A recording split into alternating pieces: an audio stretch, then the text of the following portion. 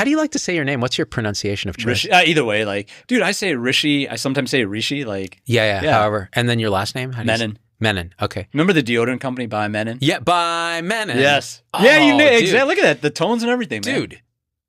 Rishi Menon. Now I'll never forget your last name because I'm just smelling my pits going, bro. What was it? Oh, Menon. That's Menon, right. By Menon. Yes. That's the start of the podcast. You realize we're Boom. already going. I love it, man.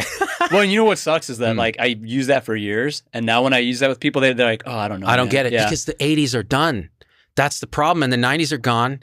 I just saw a thing about stuff from the 80s that like kids like Gen X will still remember. You're a solid millennial, right? I know. I'm like an Right elder on it. millennial, zillennial, if you will. You know? Yes. Geriatric millennial. Geriatric millennial. Yes, that's right. Jerry Mill. Has anybody said that? Because that's got to be the thing because now. we just coined it. Bam. Just like our non-duality OnlyFans. What did you call it? Only ones? Only ones? Oh, only one, right? Only one. It's non. Oh yeah, that's good. We have to do that. Spiritual porn, man. Spiritual I'm telling porn. you. I mean, that's what most of spirituality is. It's selling something to the mind that's like, oh, I want that. I want that to kind of enlightenment. I want like what Rishi and Zubin have because they can make jokes and still like pretend to be, have all this equanimity and be okay with everything. When in reality, just before I was telling you, yeah, fuck all these people. Like Zubin gets mad. Yes. Gets irritated. Right. Yeah. I mean, that's so beautiful too, right? This idea that actually spiritual porn is the best example of it. It's not the thing that it's supposed to be, right? It's this thing that feels pleasurable, but it's not what it's supposed to be at a deeper level, right? Yeah. And then we can get off on it and go, never connecting with the thing we're supposed to. I mean, that's exactly it. It's like the mind wants something to chew on, something to progress it, something to grow its character. And so we give it spirituality because look, for you and me, you're a cardiologist.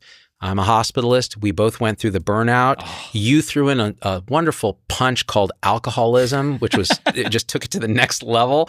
I wish I had that because it would have allowed me to last longer at Stanford. Instead, I didn't have that agent of numbing. I had distraction into thought, which was my addiction, and food, which was also a good addiction. But so then we give the mind an escape in the form of spirituality. We go, okay, regular porn feels like an addiction, but spiritual porn feels like progress. It's progress. I'm working on myself. That's exactly right. Oh my God, full circle right there. Right.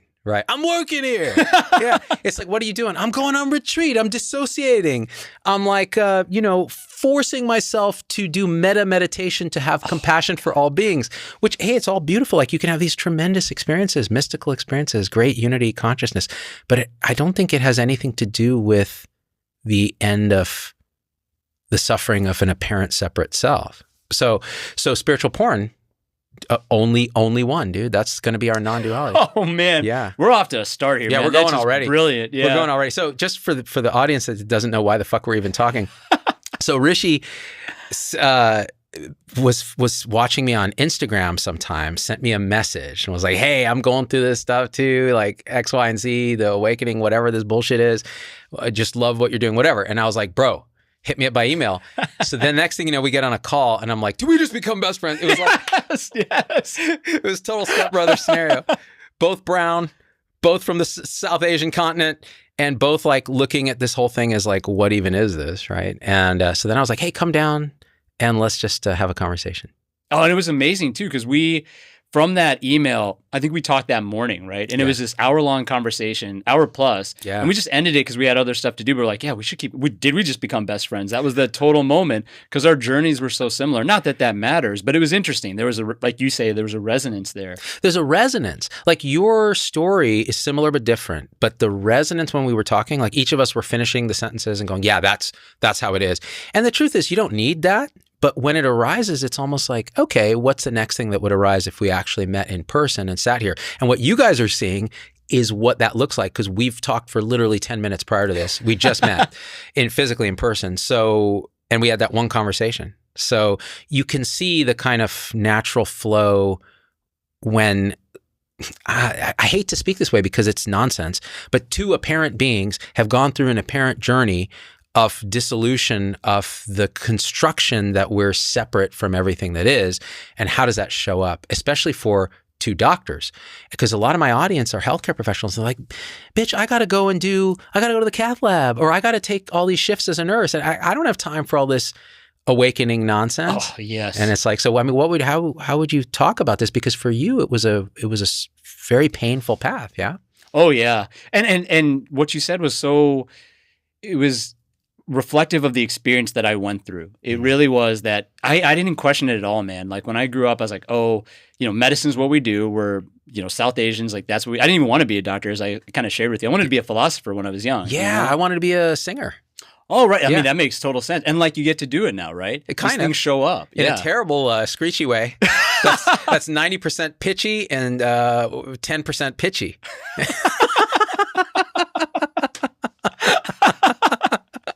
So yeah. So we both had that conditioning, right? Be a doctor, but you wanted to be a philosopher, which is hilarious. My friend Vinay Prasad, also of the subcontinent, also did philosophy as a major and ended up going into medicine. Yeah. I think it's a nice way to inform medicine, but then it's not like it ever left, right? Like I studied all these things. I was interested in it while I was doing my studies, but then I got into this big identity formation, right? What happened to me, the real reason I wanted to become a doctor was because I failed in med school, because I got held back, man, right? Oh shit, really? Yeah, I got held back. Okay, I just got to give you props for being so badass, because I came close. I almost failed a couple tests and I was like, oh, I'm just a click away from being held back because I don't give a fuck about this. I was at that stage. So, okay, tell me. So you got held back. Well, I was there, right? Because I was like, I don't know if I want to do this. But then I got held back and boom, what happened? No, Rishi's not a loser. Rishi's not a failure. So what I do, I gunned it for the next 20 years. Wow. That's why I became a cardiologist. It wasn't enough to just graduate. It wasn't enough to not be a specialist. Then I wanted to be like a heart failure doc. I wanted to be like chair of cardiology and, or chief of cardiology, chair of a division, dean of a med school. I don't want any of this, but it was all from that like moment in 2002 where I failed and I was like, I'm not worthless. Next 20 years, boom, trying to prove I'm not worthless, right? Bro, like that is okay. Oh, wow.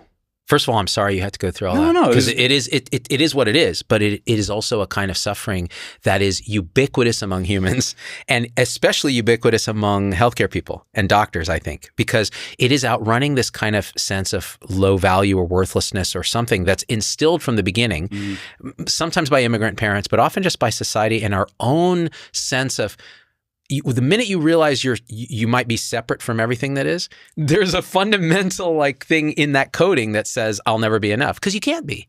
How can you be? Look at all this and look at you. It's impossible. So then we use the Disney platitudes, but you are unique. You are so special. You are loved. And it's like, it's all just bandage on a gaping nuclear furnace of fucking unworthiness. And so you had it like you had it shoved in your face when you were held back that time, and then you blazed forward as the gunner of all gunners. And so how did that work out ultimately? It was crazy, man. I've been reflecting on this a lot the last few years, and I struggled along, right? So there would be these apparent successes and then these apparent failures, oftentimes associated with each other. Like I'd gun it, then there'd be this period of, wow, I'm really falling apart. Then the insecurity would kick in and I would gun it again. So that pattern normalized. That's what I was doing. And I thought that was, I was like, oh, that's fine. I'm just a sprinter, It's very familiar. Right? Yeah. And with everything, it wasn't just in medicine. I was married. And I'm doing the stuff, right? Mid-30s, I was married to a wonderful person, not right for me, but a wonderful human being. We weren't right for each other, really. We didn't have kids, but then, I would gun it and then be down, and then that wasn't going to work out. And what did I turn to? What had been building up the whole time was the alcoholism. I've always been an alcoholic. I just didn't realize it till things really fell apart. So so here you are, you're trying to outrun unworthiness, doing all the things, actually quite successful, but you have this sine wave of total sine wave. Yeah, like almost a 100% duality of like up and down. It was the same. It was just like I would accomplish something and then it would be followed by this pit of just worthless despair. I couldn't even nail what it was. It was just misery. It was like, I'm not happy. Like this is never enough. Like even when things are good, they don't stay good. And then you focus on all the bad things, like, oh my God, I'm a Weasley piece of shit. Like they're going to figure out what an imposter I am. 100%. Yeah. Right. Like, I'm just one mistake away from getting sued and ending up in like prison because of pure incompetence. It was like that. And then you talk to other people when they're unguarded. Maybe they've had a couple drinks or something, and you find out that everybody's got some degree of that, when they're being honest, but they're not often honest because self-deception is a trait of humans that has been evolved over years. In order to deceive others, we have to deceive ourselves because we're so good at detecting deception. Yeah. So evolutionarily, as tribal creatures, in order to not be excommunicated from the tribe, we learn self-deception. And we're very good at it. So we're hiding from our own core truth, which is that we're broken and unworthy. Yes. So what did alcohol do for that for you? Oh, it totally masked it. I mean, so many things you described really nailed it. The alcohol, it was like the best tool in the world, right? So for this pathologic condition I was living in, it was very appropriate. Because I would try to outthink it. I would say, well, I'm not unworthy for the following reasons. The platitudes would come in. I would try to find reassurance. I kind of, developed this idea of putting on the mask. So let me play this Rishi character so I can get some validation from you that like Rishi doesn't suck. But it was just putting on a mask. And this nuclear fuel, this nuclear fission reactor underneath was still burning, right? I was trying to put a Band-Aid, a mask over it. Yeah. And what you said was dead on, man. I could lie to myself if I was lying to you.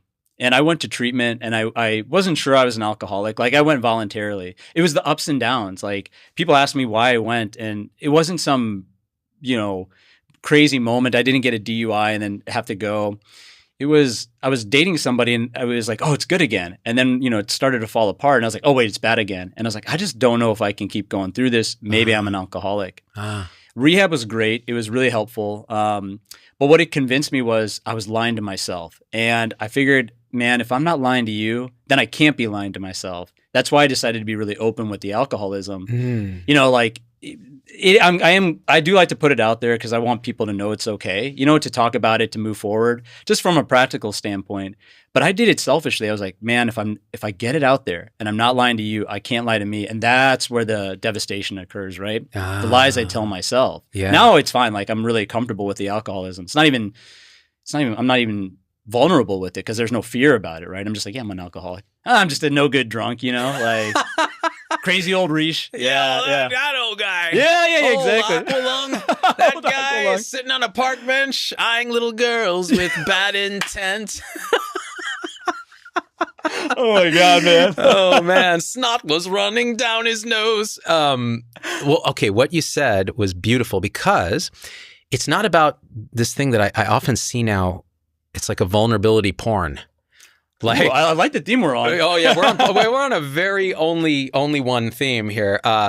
Vulnerability porn is where you make a performative aspect of your vulnerability, and it's coming from ego. Again, it's like, okay, I don't want them to see me actually as the alcoholic, drunk, hitting rock bottom. I want them to see me as the vulnerable person who's able to express. My God, yes. About my alcohol.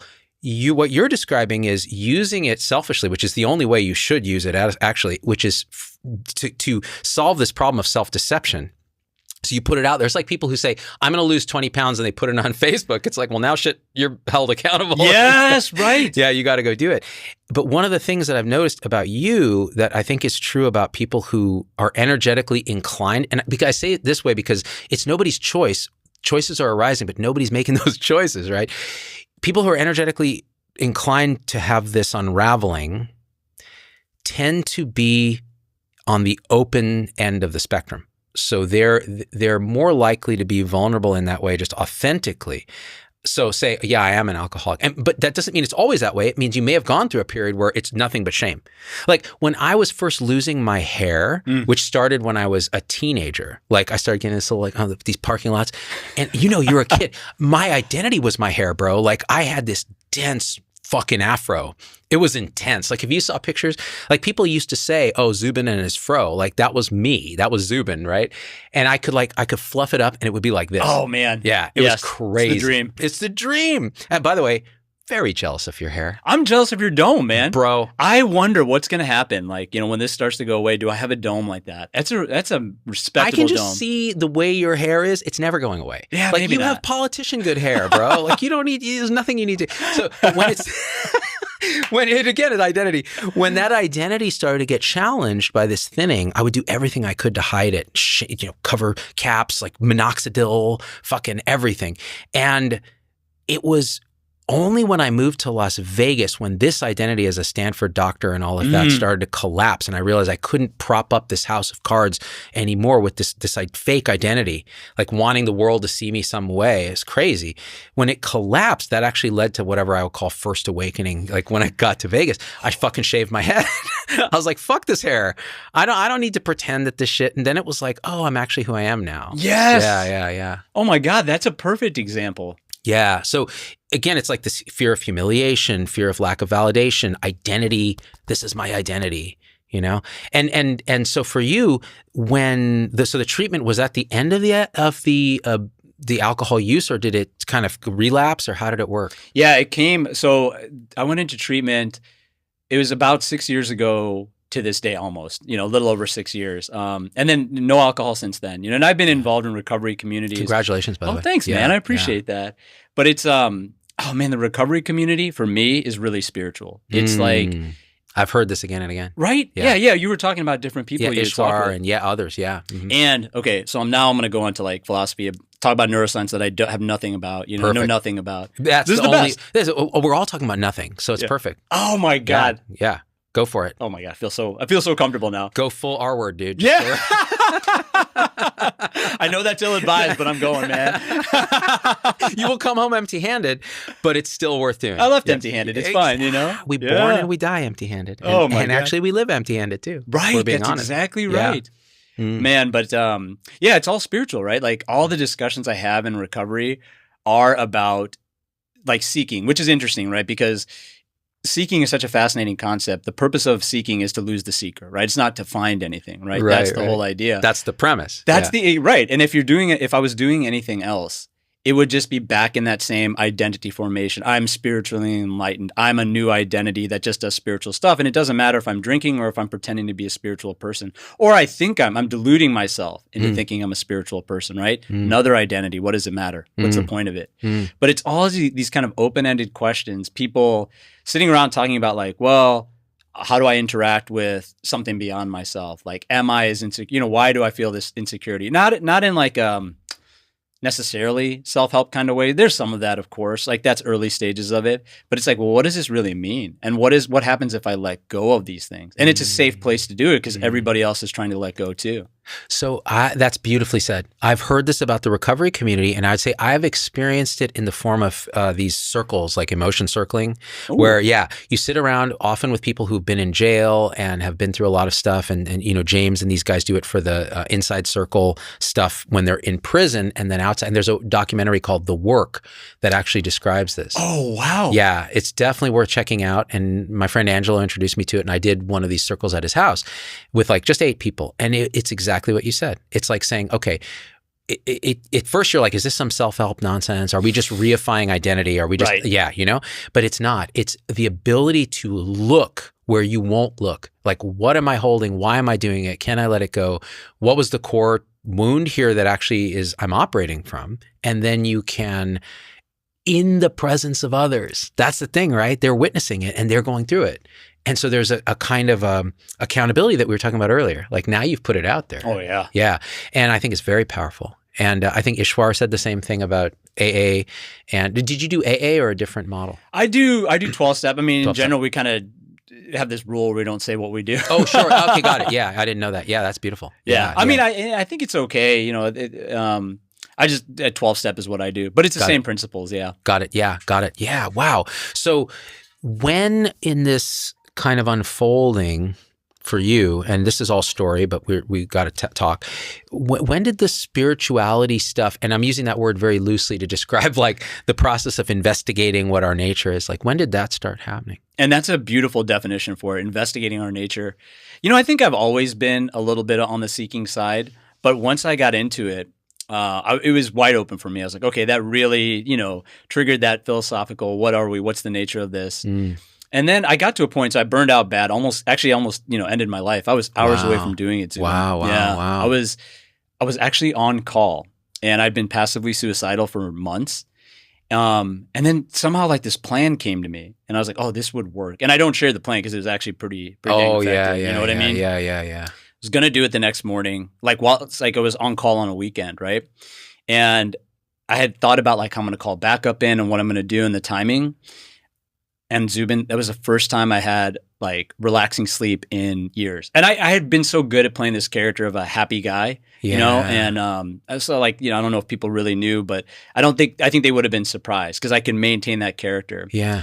But I was actually like happy in that 12-hour period where I was like, this is going to happen. I totally get it. Right? The end of suffering. The end of the struggle. Yeah, and the sufferer and the suffering. Yeah, right? all of it. That was what I was, you know, it was like kind of, you know, internally skipping down the halls, right? Yeah. And for anybody who's going through this, you know, I'm just gonna give this warning. Please. Yeah, yes. Yeah, but I know what that felt like. Yeah, call the hotline. You know, all the things that we say.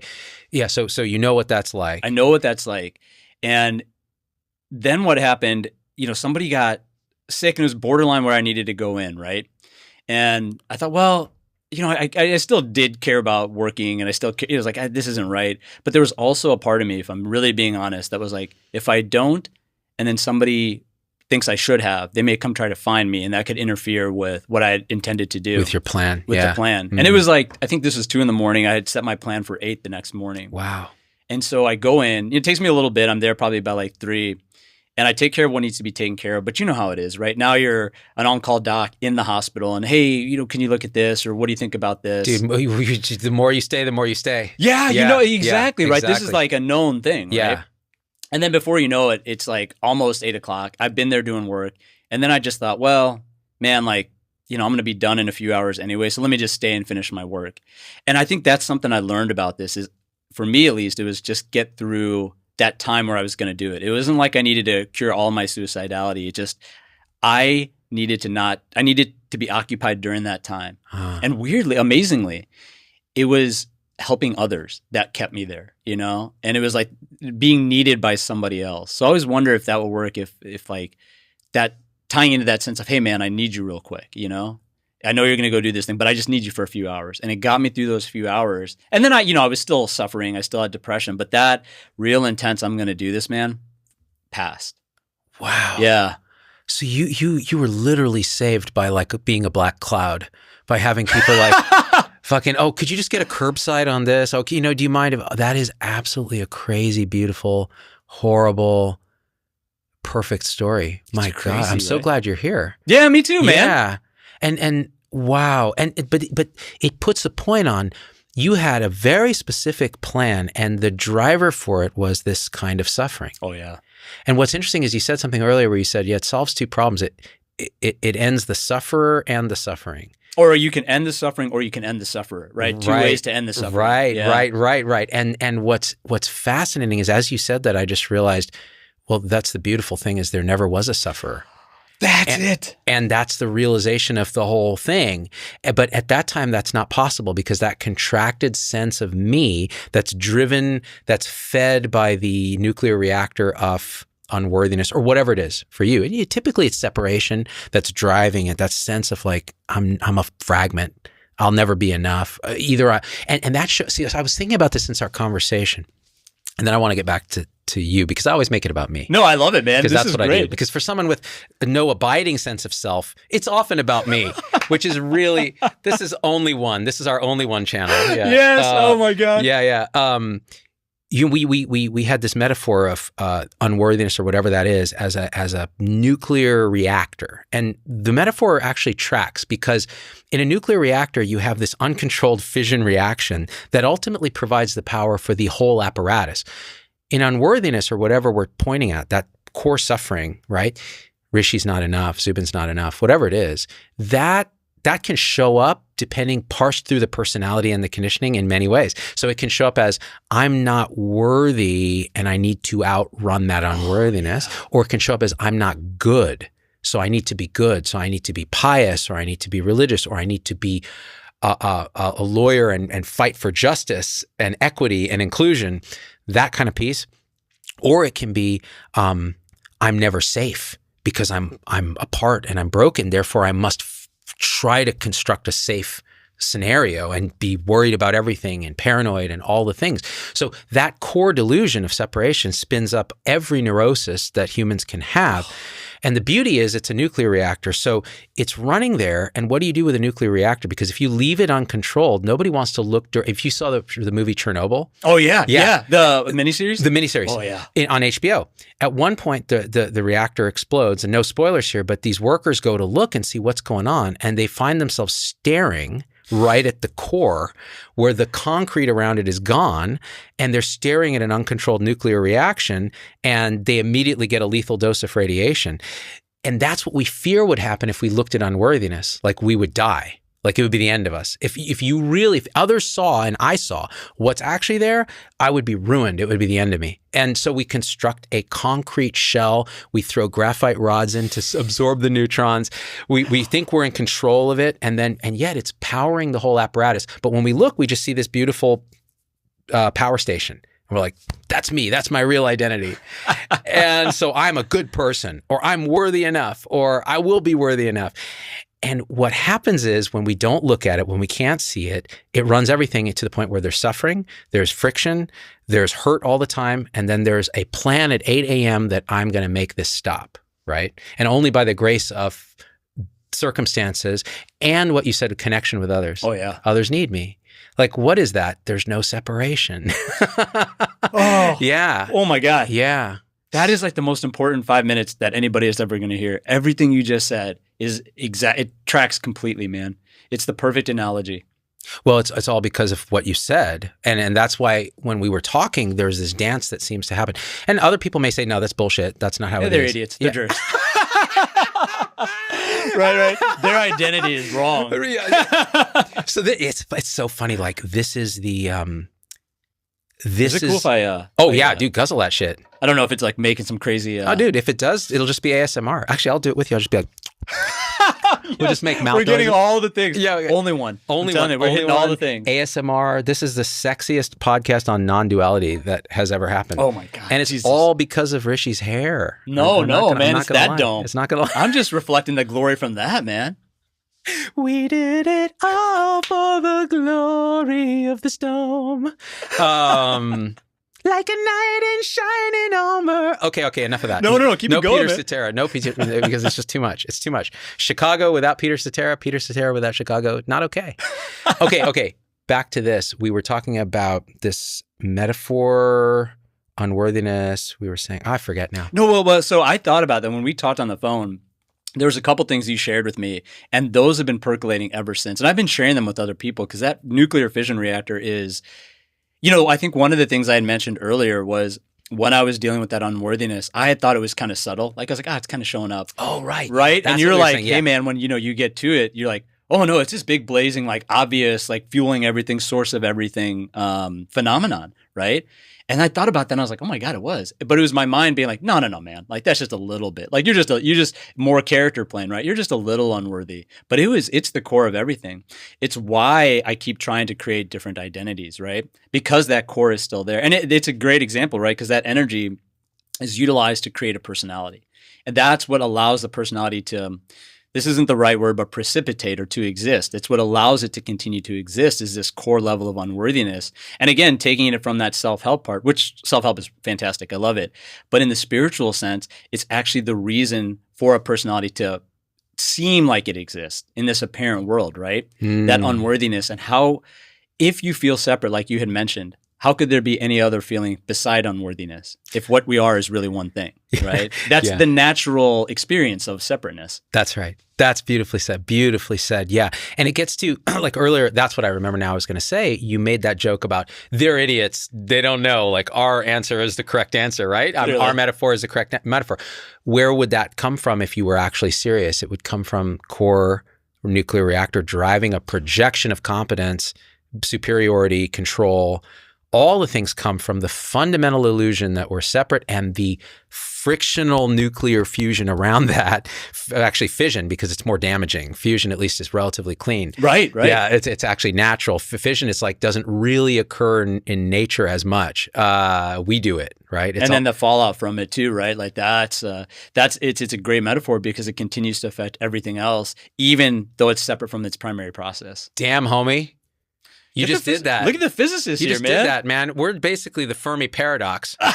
I don't know what that is. Oh, that's where we don't see aliens, and why don't we see aliens? Oh, is that what that is? Yeah, I think that's the Fermi paradox. Is like with all the stars and everything, we ought to see aliens, but we don't. It's the paradox. So what happened? Did the societies reach a certain point where AI destroys them? Are they all involuted? Oh, yeah. Like, or is this whole thing a fucking dream? Yeah. Well, I'm in that camp, but I don't know. I can't know. I can't know anything. So that core. And then we were talking about, I think another thing we talked about that arose around this is, so how does society reify and make real this unworthiness as a core? They make real the duality of it and say, no, you are worthy. And the way they do that, like with kids now, is they make them very fragile by saying, oh, no, here's a participation trophy. Here, you're okay. No, these words hurt you. Let us shut up the people who are saying them. Oh, this belief doesn't sound good to you. Okay, now you're going to go and stand there and screech about what you believe because it feels like you're being attacked, like that core of who you are is being attacked. And then what happens? There's a backlash. So the fragile adults who went through their own unworthiness, like the Gen X people, are like, look at these losers. They're so fragile. We're coddling them. Well, what happened to you? Our parents just totally left us alone to wallow in our own unworthiness. And we had to prove we were strong enough by being latchkey kids and succeeding and building the internet and doing all this shit that we didn't really want to do.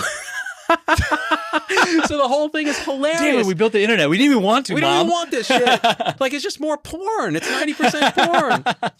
Yeah. So again, so then the question is like, okay, this is always the question, what do I do about this? And it's a paradox because you can't do anything because you don't exist as a separate doer, but it feels like you are. So if we're talking to the thing that feels like you are in the story, how it seemingly went here was all the spiritual crusade and journey and meditation and psychedelics and everything that I did.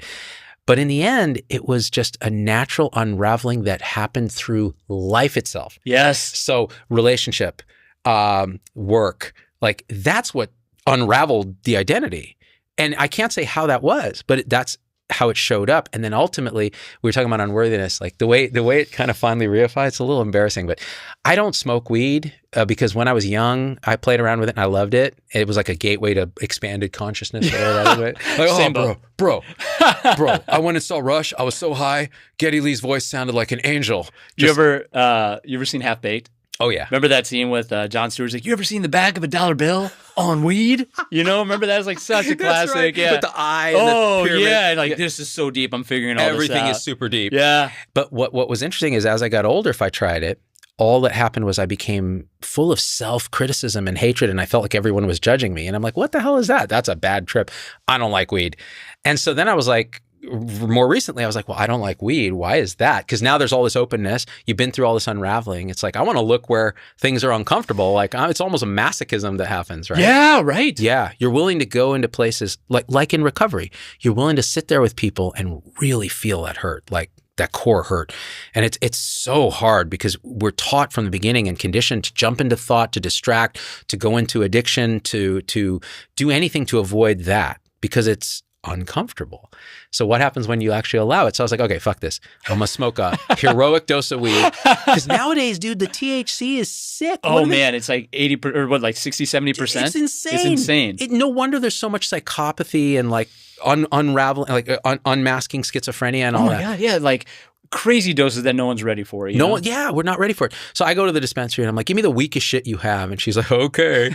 Gives me this thing. I go home. I sit in my chair and I'm like, I'm ready to go. I just one puff of that on the vape pen and I'm sitting there and then it's just, oh my God. First of all the energetics of the body lit up because now you're all kind of open. So you feel all those energetics. And then it was like, oh God, like I am such a miserable piece of shit. And right there. And I'm like, oh, this is what it's showing me, unworthiness. And that's why when you said it can be kind of subtle, I'm like, yes, when you're not looking at it. Yes. Yeah. Because when you look, what I saw was this blazing nuclear furnace that was driving every single one of my behaviors.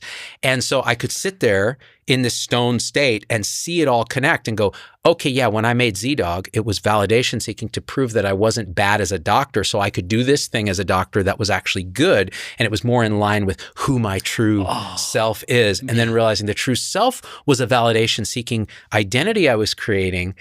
and going through, and then relationships and everything. And I was like, holy shit. I was like, this is what's been driving everything. I'm like, tears are coming down my face. Like, this is so sad. Like, I've been living like this for so long, hurting people. The nuclear fallout has been injuring others around me. Have to put up with Zubin, the character, and Z-Dog, the character. And then I was like, so what is this unworthiness? Like, what actually is it? Who does it apply to? And then you look like, and so I did a little thing that arose. Suddenly it was like, what if there was no unworthiness? What if that core turned off? Man. And then what? What do you think happened? It was like, there's nothing. There's like no person here. There's no self here when there's no unworthiness. There's just everything arising perfectly. And I just couldn't stop laughing. I was like, this is it. And when I sobered up, that energetic sense of clarity persisted. Unworthiness was still there, but now I could see it every time. Like it was like they tore off the concrete and it was just radiating. I'm like, oh, I just did a thing that was because I think I'm actually not enough. Oh man, that's so beautiful. It makes so much sense. Crazy. Yeah. And so it's still kind of like melting down, like the core is melted down, but it hasn't quite, I don't think it ever really hits the groundwater and explodes, but maybe it does for somebody. Like I think people who've had a radical transformation. For me, it's been very subtle and slow in that way, where now it's like I can sit here and you can trigger something in me that would trigger like a validation response. Oh yeah. But it's seen almost instantly, and then there's a relaxation that happens, right? So how has it been for you in that way? Is it still unfolding? Like how's it been? Yeah, it's the same. It's still unfolding. You know, there's things where it'll, you know, like when we were talking, I was like, oh man, like Z-Dog is this personality, and like this is great, and I get to like hang out with him. You know, there was that moment where I was like, oh, like this is like he's a famous person, right? But it doesn't perpetuate stories as much, you know? It'll go on for a little bit and then it'll fade away, you know? Beautiful. And then you kind of forget about it and it may come back again and this is with everything, right? This is with anything that's identity based. But the way it used to be, right, is like the story would go on for weeks, months, years, right? The Rishi Cardiologist, the Rishi good guy, all of those things were going on. And then I'm playing that character without even knowing it, right? Yeah. And the nice thing is I can pick up that character if I need to, right? Yeah. And letting it, you know, taking off the clothes, taking off the mask isn't always as easy as I'm, you know, making it sound right now, but at least it can come off.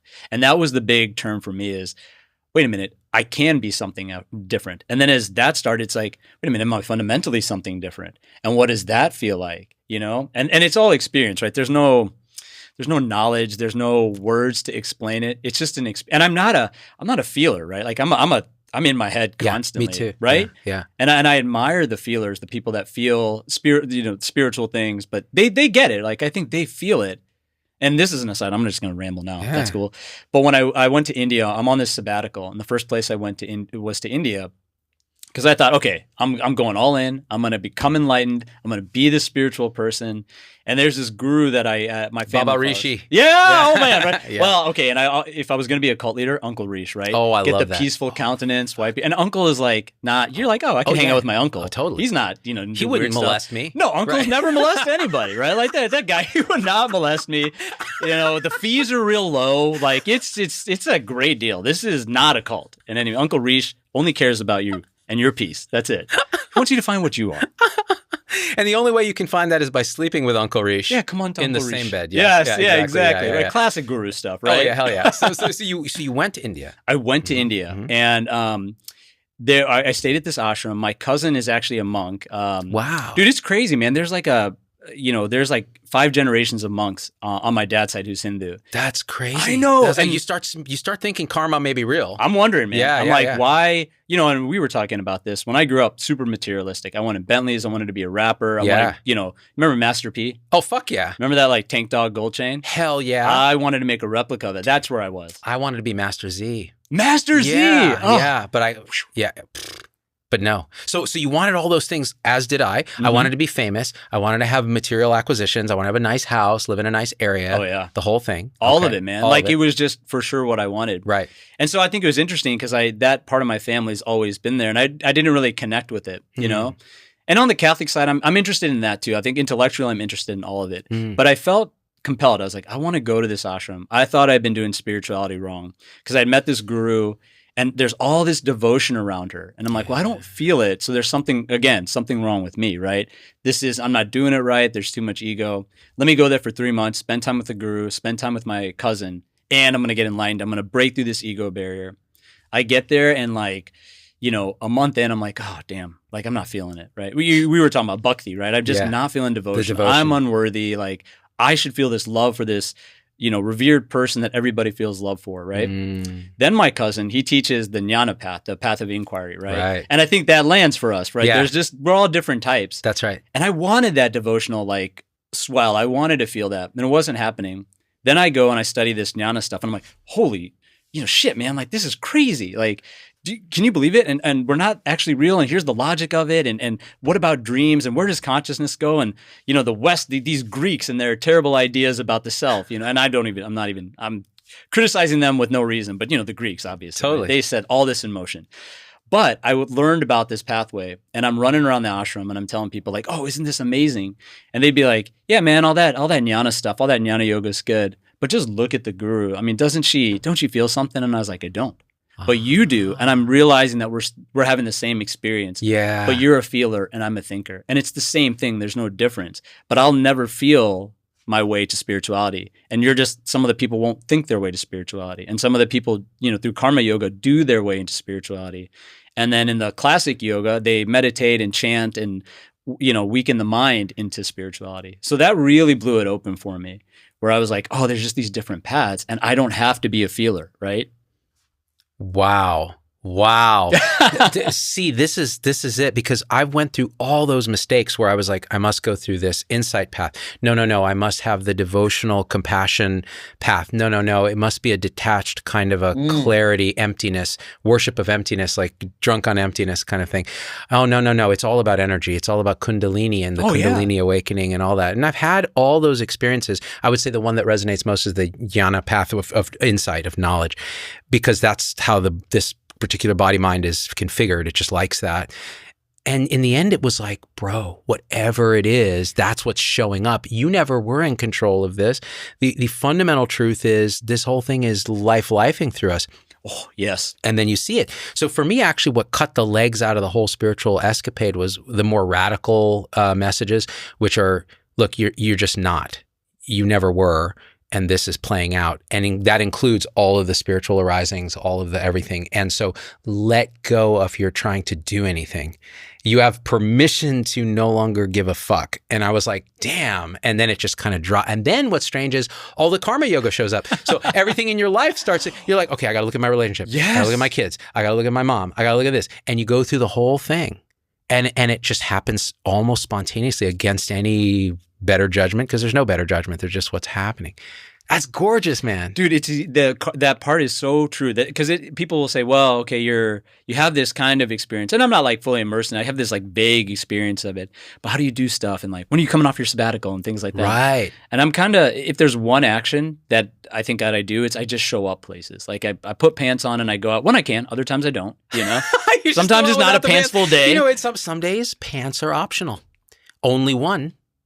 On those days when we're taping our OnlyFans non-duality channel, pants are definitely optional. We will send it out. It's a no pants day. But only if people send you the money. First, number one. First, send the money, then pants come off. I'm telling you, that's like it. Like, that's just the way of the universe. You know what? People deny causality in these radical non-duality circles. I'll say, give me money, it will cause pants coming off. There you go. Very simple. That's the only causal thing that like makes this whole structure work. You're like, that's the reality we can reduce things down to. Give me money and the pants come off. From there you will understand. That's Uncle Rishi. Uncle Rishi's bumper sticker in his I'm telling you. and you know, actually, it's funny. This all puts a point on the whole thing. Like, none of this is serious, right? Like, it's really funny. Like, the cosmic joke underlying the whole thing is just, it's laughing, and yet seriousness shows up. It's so poignant. It's so beautiful. Every part of the human experience is like, in a sense, fully accepted. And we were saying earlier, like, I actually can't stand most people. Like, I really can't. Like, people are always, but the problem is my personality is wired that I'm the buddy.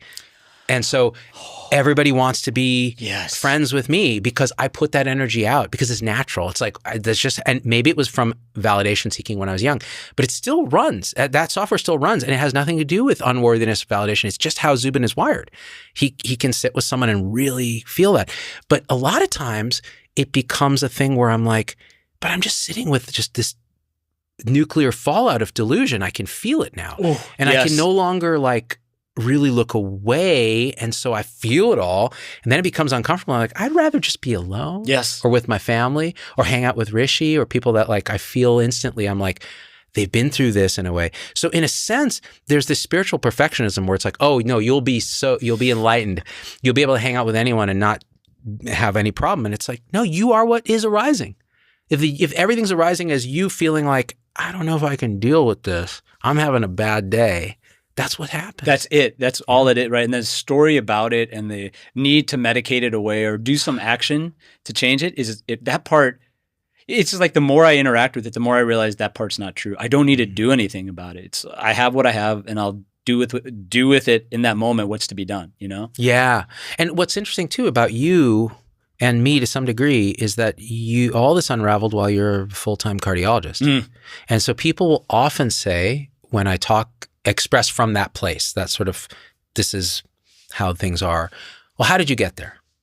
Well, in the story, all these things apparently happened, but from here, it's seen that story was just that. It was a narrative. It was an appearance. None of it really happened because there actually isn't time and space. There's only this radiance.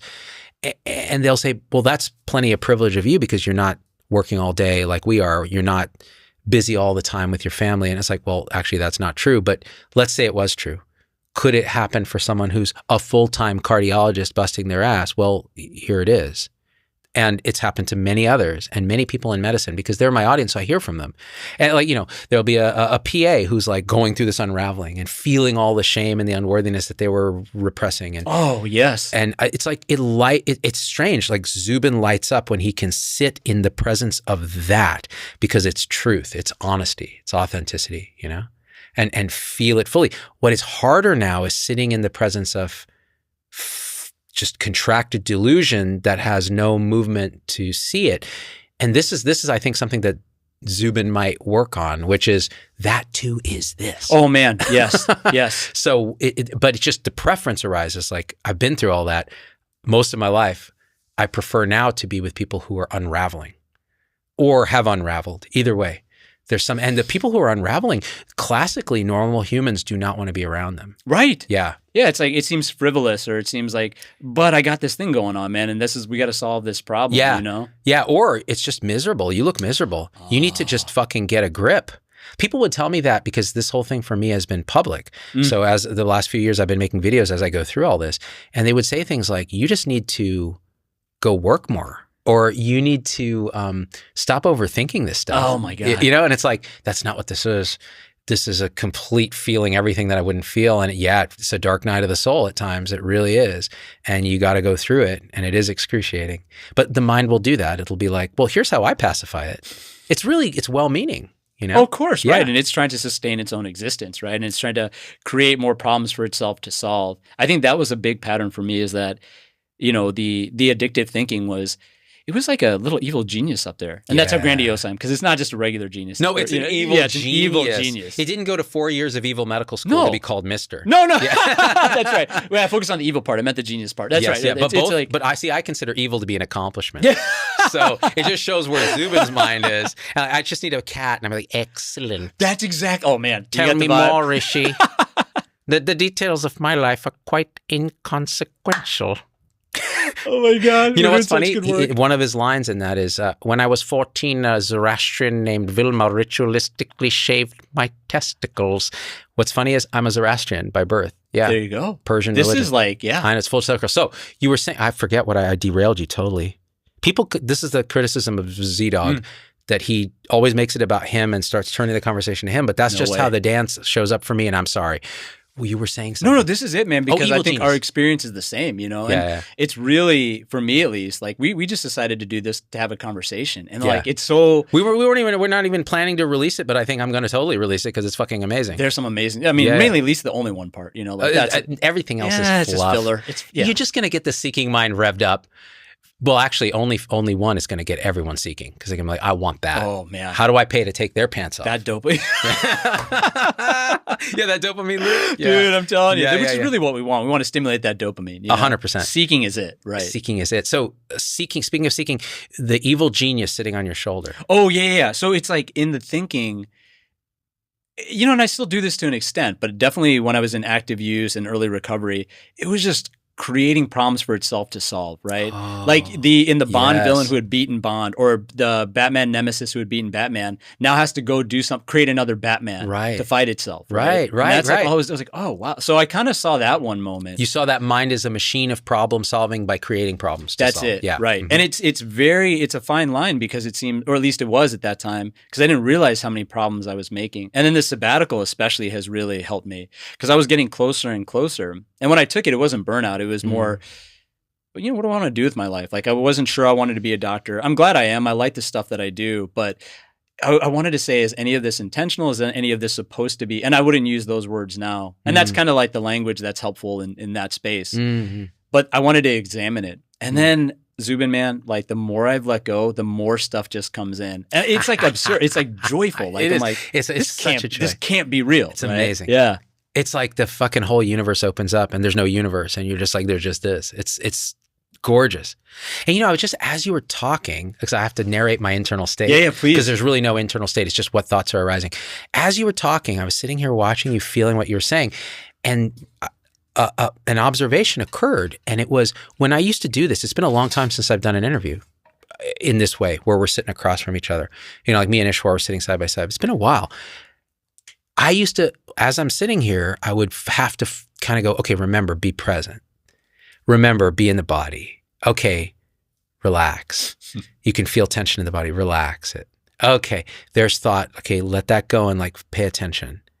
And instead, what seems to happen is just this. Like, all that chatter is gone. All that sense of control has relaxed. And how did it happen? Well, I couldn't do that, because the one that's trying to make that happen is the obstruction, apparently.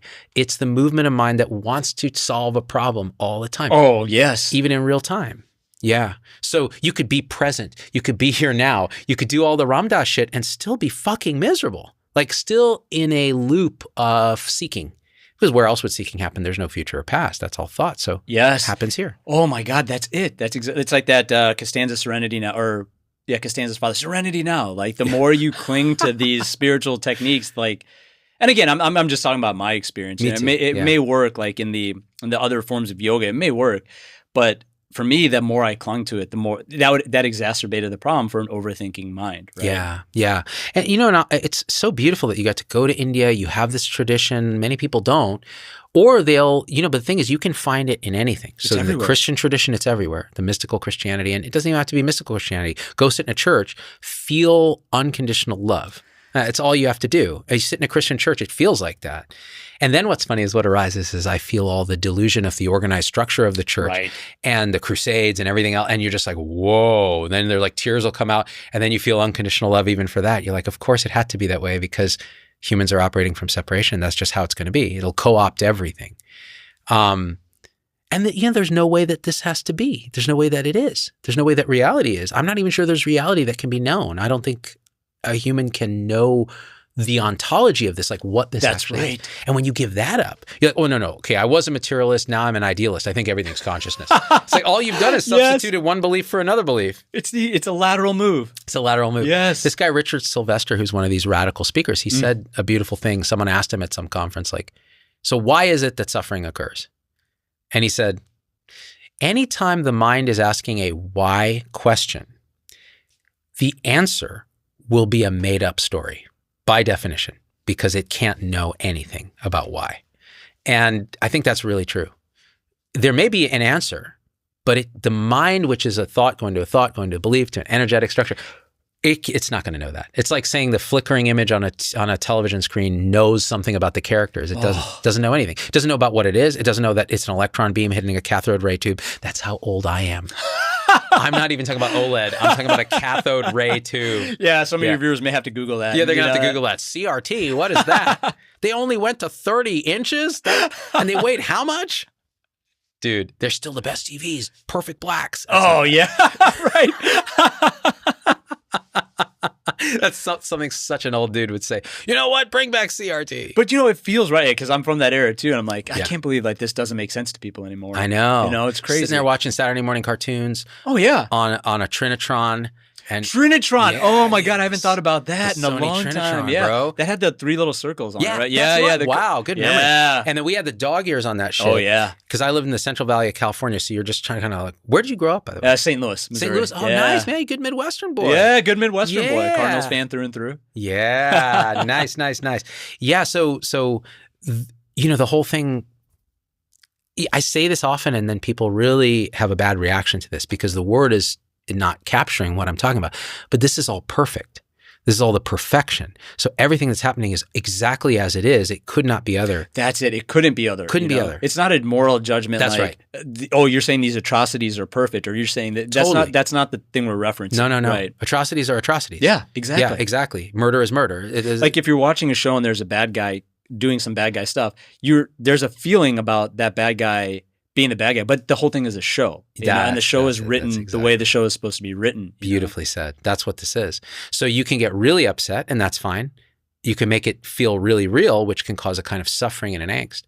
One thing that occurred as we were talking about this unworthiness bit was, are you familiar with the Enneagram at all? A little bit. Yeah, I've done one.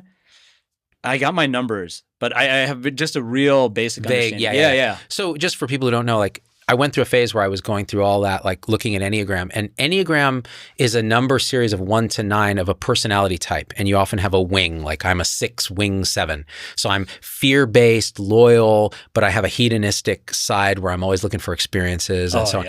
And I was just thinking about this because we were talking about how that core separation drives all behavior. Of the 9 Enneagram types, by the way, why was Enneagram helpful? Well, nothing's really helpful. This is a story, but here's the story for Zubin. And it worked for my wife too. It's interesting.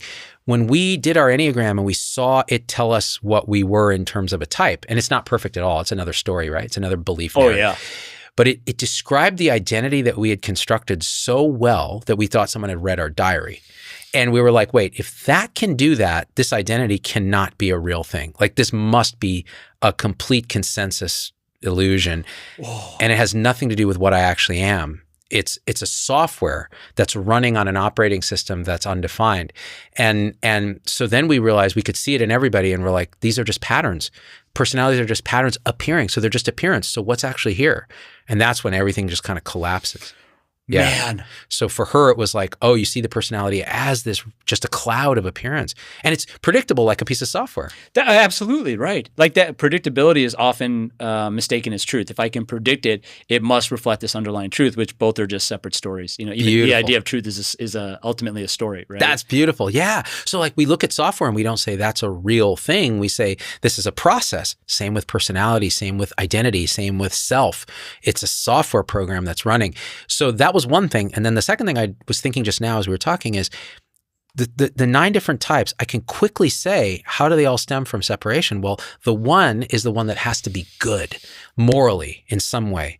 And otherwise they're broken, they're worthless. So again, unworthiness means I must be good. And so the whole personality spins up. And they can be some of the annoying types because they're always the ones that are like, you mustn't do that. They tend to be politicians, lawyers. Oh, yeah. Yeah. Proselytizing, all that stuff, yeah. But they're also like, the bright side of them is like, oh my God, they're the Crusaders, the Martin Luther Kings, and they have a deep sense of goodness. That's right, right and wrong. Yeah. So unworthiness. Then the 2 is the helper, the one who says, I'm not loved unless I can shower everyone with love. And again, it's like, I'm separate, I'm worthy, I'm small. How do I make myself feel okay? I must give everyone all this attention, right? And the 3 is the ambition, the achiever. And again, like, I'm unworthy. I'll show them. I'll fucking show them all. I'll show them who's unworthy. Yeah. I'll show them who's unworthy. Exactly. Yeah. And so that's the 3. The 4 is the kind of artist whose core is, I'm nothing if I'm not someone. I must find my identity.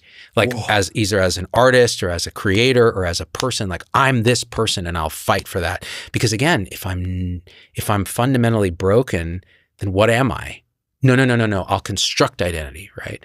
And the 5 is the scientist who looks for knowledge to fill this unknowability. Like, oh my God, I'm totally broken. No. Well, I can feel comfortable if I can know the world. Yeah. If I can really know it. And the 6, which is me, is the like loyal fear-based person. Like, this is very unsafe. Like core wound was like, trauma around safety.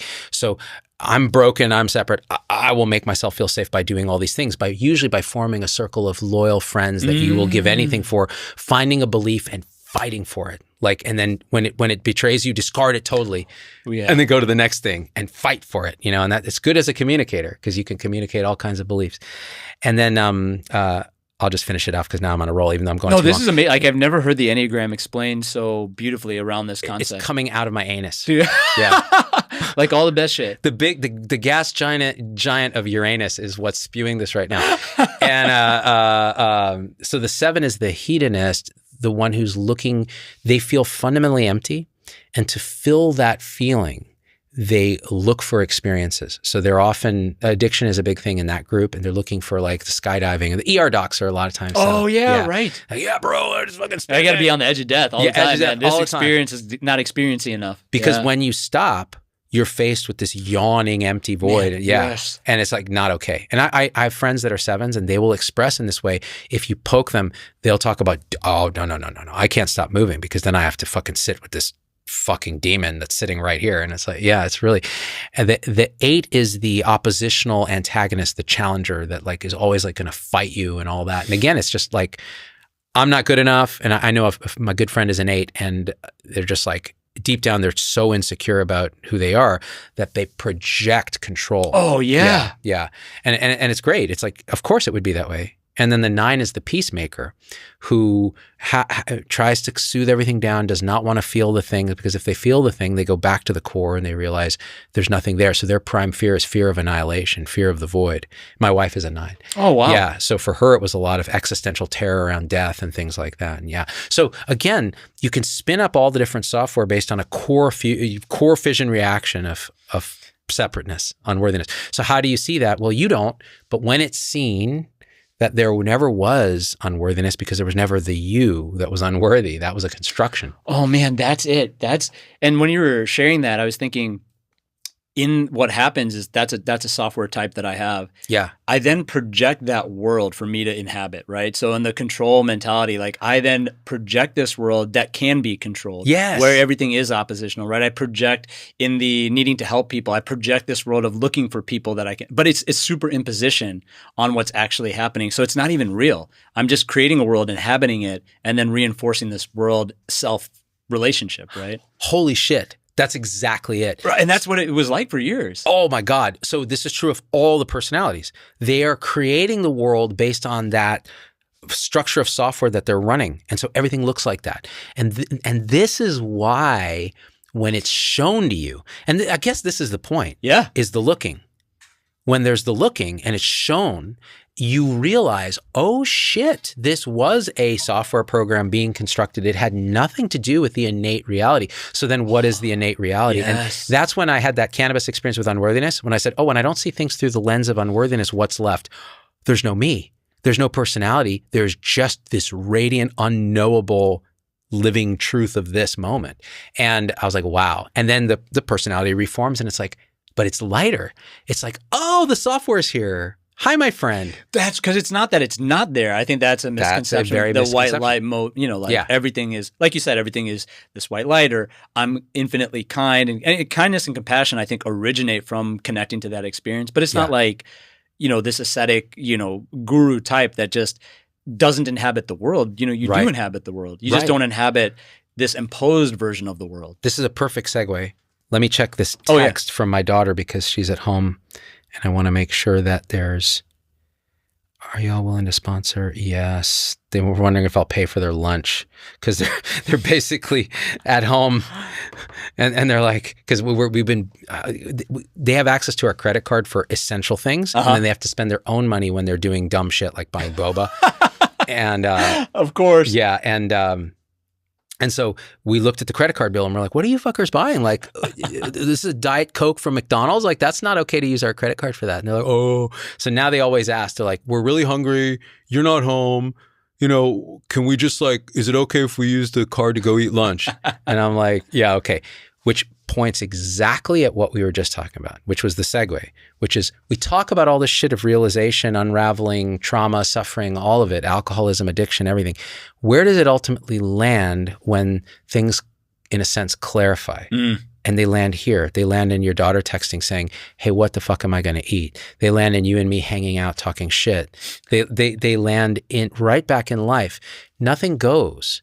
So the personality arises. It's just seen. It's like, it's okay. Oh my God, that's right. Yeah. So it's not a problem anymore. Even when sometimes it can feel like a problem. So sometimes I'm sitting there looking at a tree in my yard and I'm like, that shit needs to go. I need to chop that tree down. And you could say, the Buddhists would say, well, that's desire and aversion and that's the root of suffering. And I'm like, yeah, fuck yeah, it is. I'm pissed right now. I want this tree gone. I know what it is. So what? That's what's arising. Zubin wants the fucking tree gone. I'm not going to try to push and pull on Zubin because there's nothing to do that. Zubin is Zubining. Doesn't mean I'm going to go out and chop the tree down. It just means there's a transient blip of this kind of, and that's okay. I used to make it a problem. I'm like, I'm not enlightened. That's right. It should be this way, right? This way. These behaviors are inconsistent with enlightenment. That's not it. It shouldn't arise. And yet, so then the paradox, and you probably noticed this, is that shit arises a lot less than it used to because it isn't driven by this engine that's constantly this geothermal. Now I've changed the metaphor. Now it's a geothermal fucking... People are going to have to do a lot of research to understand this episode. You know? They're going to have to turn to fucking Claude for this shit. Yeah, exactly. Well, you see, I'm glad. That's a great question. And it's just fluffing you fucking. Oh my God. Yeah, absolutely. AI is such fucking trash. I mean, simulation within a simulation, right? Like we're just continuing. It's like Inception, right? And creating another layer to inhabit that we're going to have to escape from. Or not even escape from, but yeah, like, but it's just another, illusion. Yeah, totally. Another, like, what is thought? We don't even know. So then we create a thinking machine and they go, oh, well, it must be imbibed with consciousness. Bro, do you have consciousness? Oh my God. Like, can you even find consciousness in you? There's just everything arising. So let's just shut the fuck up. Yeah, if the thing's a tool that works good, great.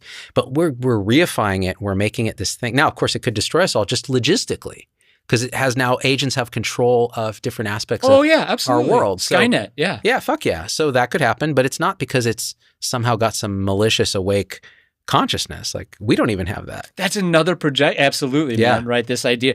Oh man. And I was listening to something about language, right? How there's so many prison analogies here, but language is a great one, right? Especially for the thinker types, because everything is in language. And English is a great language for things that are transactional. Like, you know, it's a good language for commerce, right?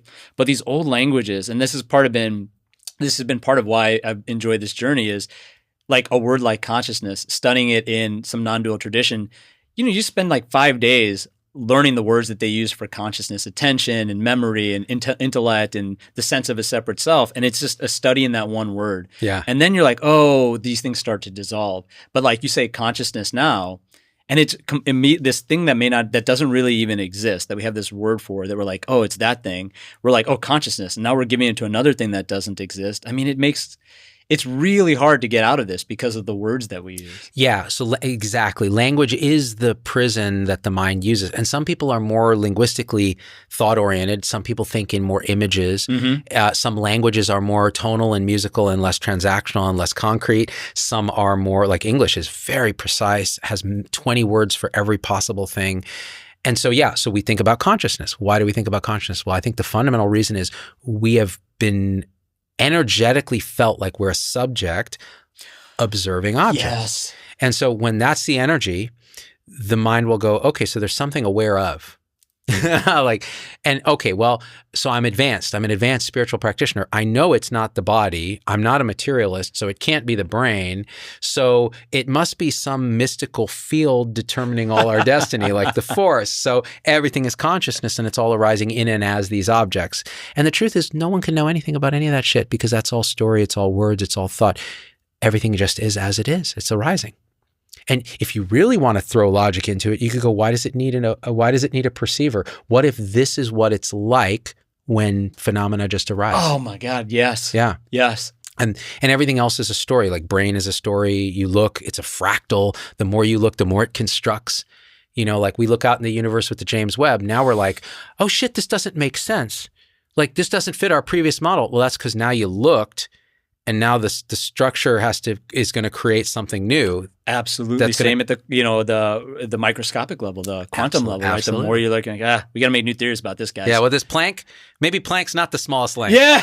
Oh, there's even smaller than that, and it just keeps going. And it's like, wow, this is a beautiful dream, a beautiful story. And I can't say a word about it. I'll say that in the dream, it works.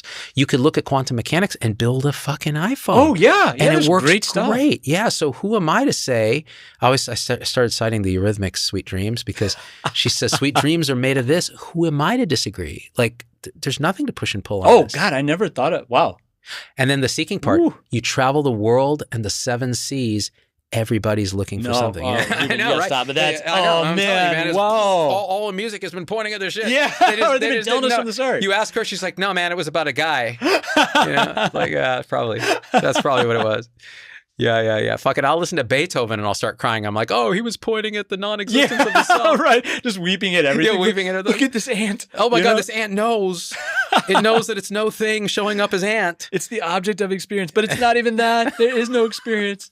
Like you're just paralyzed on the side of the street. Just this drool. Is joyful. You must achieve this. That's right. And then irritation arises because someone just fucking step too close to you. Fuck you. What are you doing, man? Like I'm in fetal positioning. Yeah, I'm trying to have a non-dual moment, and you're fucking with me. Come on. That should be like on a T-shirt, man. I'm trying to have a non-dual. Yeah, I'm trying to have a non-dual. Don't fuck with me. I'm trying to have a. Oh, that's so ironic. I would love that. That's going to be our only one channel. Dude, it's just boom, boom, boom. Merch. Oh, merch is it, man. That's right. Stop beating off. I'm trying to have a non-dual moment.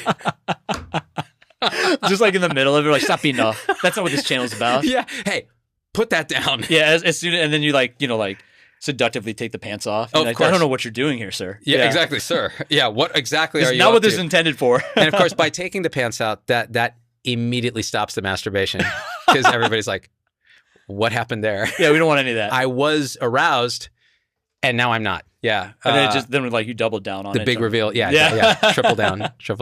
Man, what a crazy unraveling the whole thing is, and now it's just life. It's it, man. Preferences are there. Personalities are there. It's all it's ever been. It's always like that. And so it's very simple. There's nothing really to... Now one thing I like to say as Zubin's mouth opens and this comes out, you're okay. There's nothing to do. Even when doing shows up, that's okay. A retreat shows up, going to India and sitting in an ashram shows up. That's exactly what's happening. Go. Go. If anything, though, you can hold it all lightly and go, yeah, this is now what this is. And then eventually someone will tell you, you don't do anything, you can't do anything. This was always okay. There's no enlightenment because there's no one to wake up. And so everything's enlightenment. So relax. And then your daughter texts about, can you pay for McDonald's? And you're like, yeah, bro, whatever. And then 5 seconds later, you're like, bitch, why are you eating McDonald's? Yeah, wait a minute. McDonald's? McDonald's. Yeah, I thought you said food. Yeah. That's not food. Right. You leave that in the closet for 20 years, it looks the same when you pull it up. Has anything in your life naturally changed and fallen away, like diet, exercise, martial arts? I know you do some of those. Oh, yeah.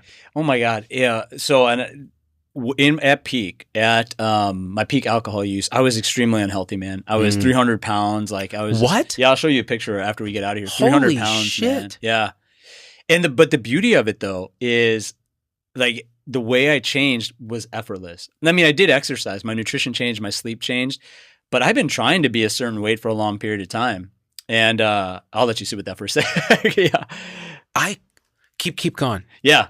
But it was, once the mental and the spiritual part kind of became aligned, then I don't want to say right stuff, but the bodily healthy stuff started to just occur naturally. And I enjoyed it. Like I like running. I was getting dopamine highs from running too, you know? Sure. But all this other stuff started to open up and I was just doing it naturally. Then I kind of got like long COVID or something. So my energy would tank like we were talking about earlier. Yeah. And I struggled with that for a while because that story of, well, now I'm like an athletic person and I'm a person who is carrying a lot of weight and then I wasn't. And what if I go back and what are people going to think? And am I a failure? And then does that mean my recovery sucks? You know, all those like stories. And I was like, oh man, it just is what it is. And so I still like exercise. I still do all those things, but I can't do it the way I was doing it before. Wow. And it's just another evolution of what's happening.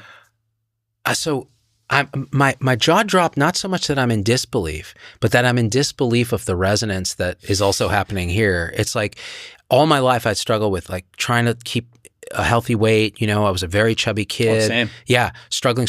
At 300 pounds, man, that's fucking awesome. And for me, it was like, if I'm 10 pounds overweight, my body dysmorphia kicks in. And it's still, yes. I'm so fat. What the fuck is going on? And so when this started really to unravel, I would have moments like I'd go to a retreat and I'd lose like 10 pounds, just sublimated into the void by meditating and eating differently, you know, obviously.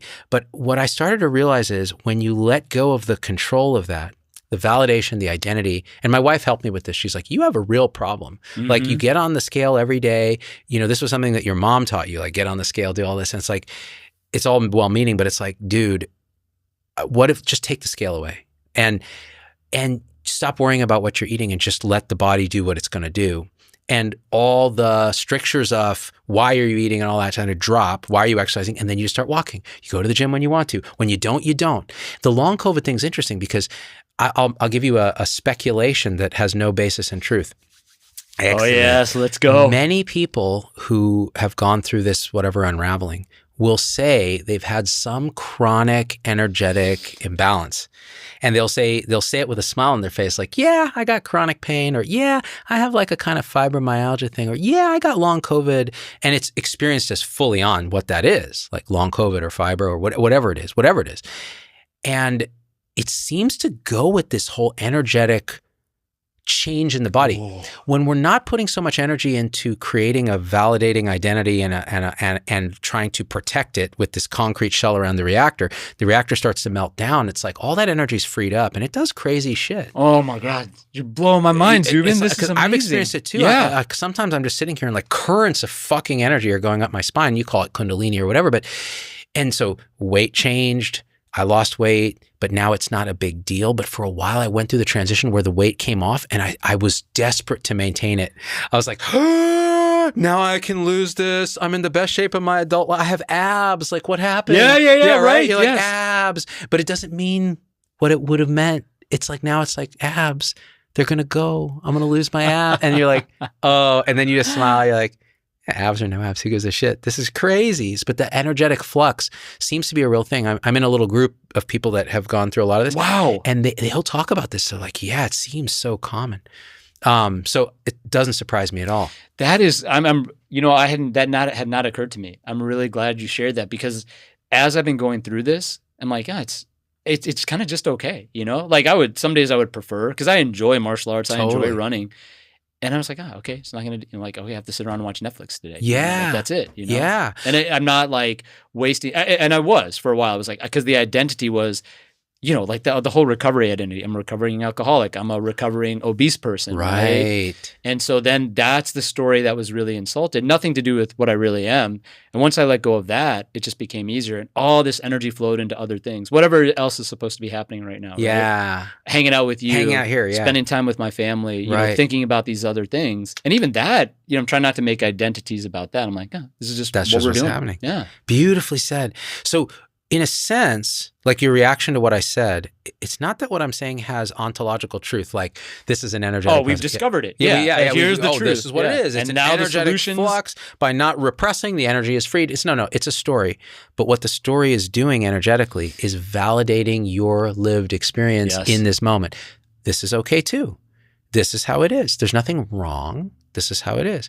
And I think so many people out there with obesity, I can look, it's strange. This is an illusion and an imagination of mine, but I can look at people sometimes, look them up and down and go, this person is suffering. Oh man. And they can be skinny. They can be fat. They can be normal sized. You can tell something about the energetic of how they're holding their body that's not their natural shape.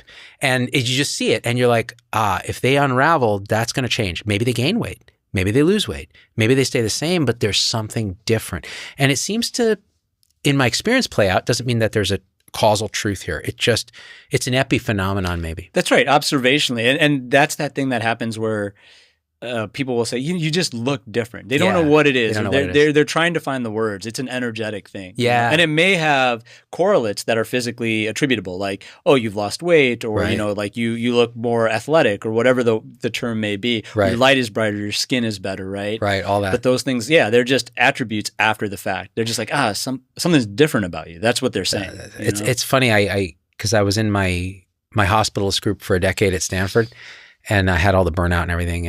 And, I went to Las Vegas to build this clinic, but I didn't know I was building a clinic at the time. I was just like, I got to do something. And it was chaos. It was total identity deconstruction. So I had this shift where it was one night, actually. It was Cannabis again, actually. I've told this story.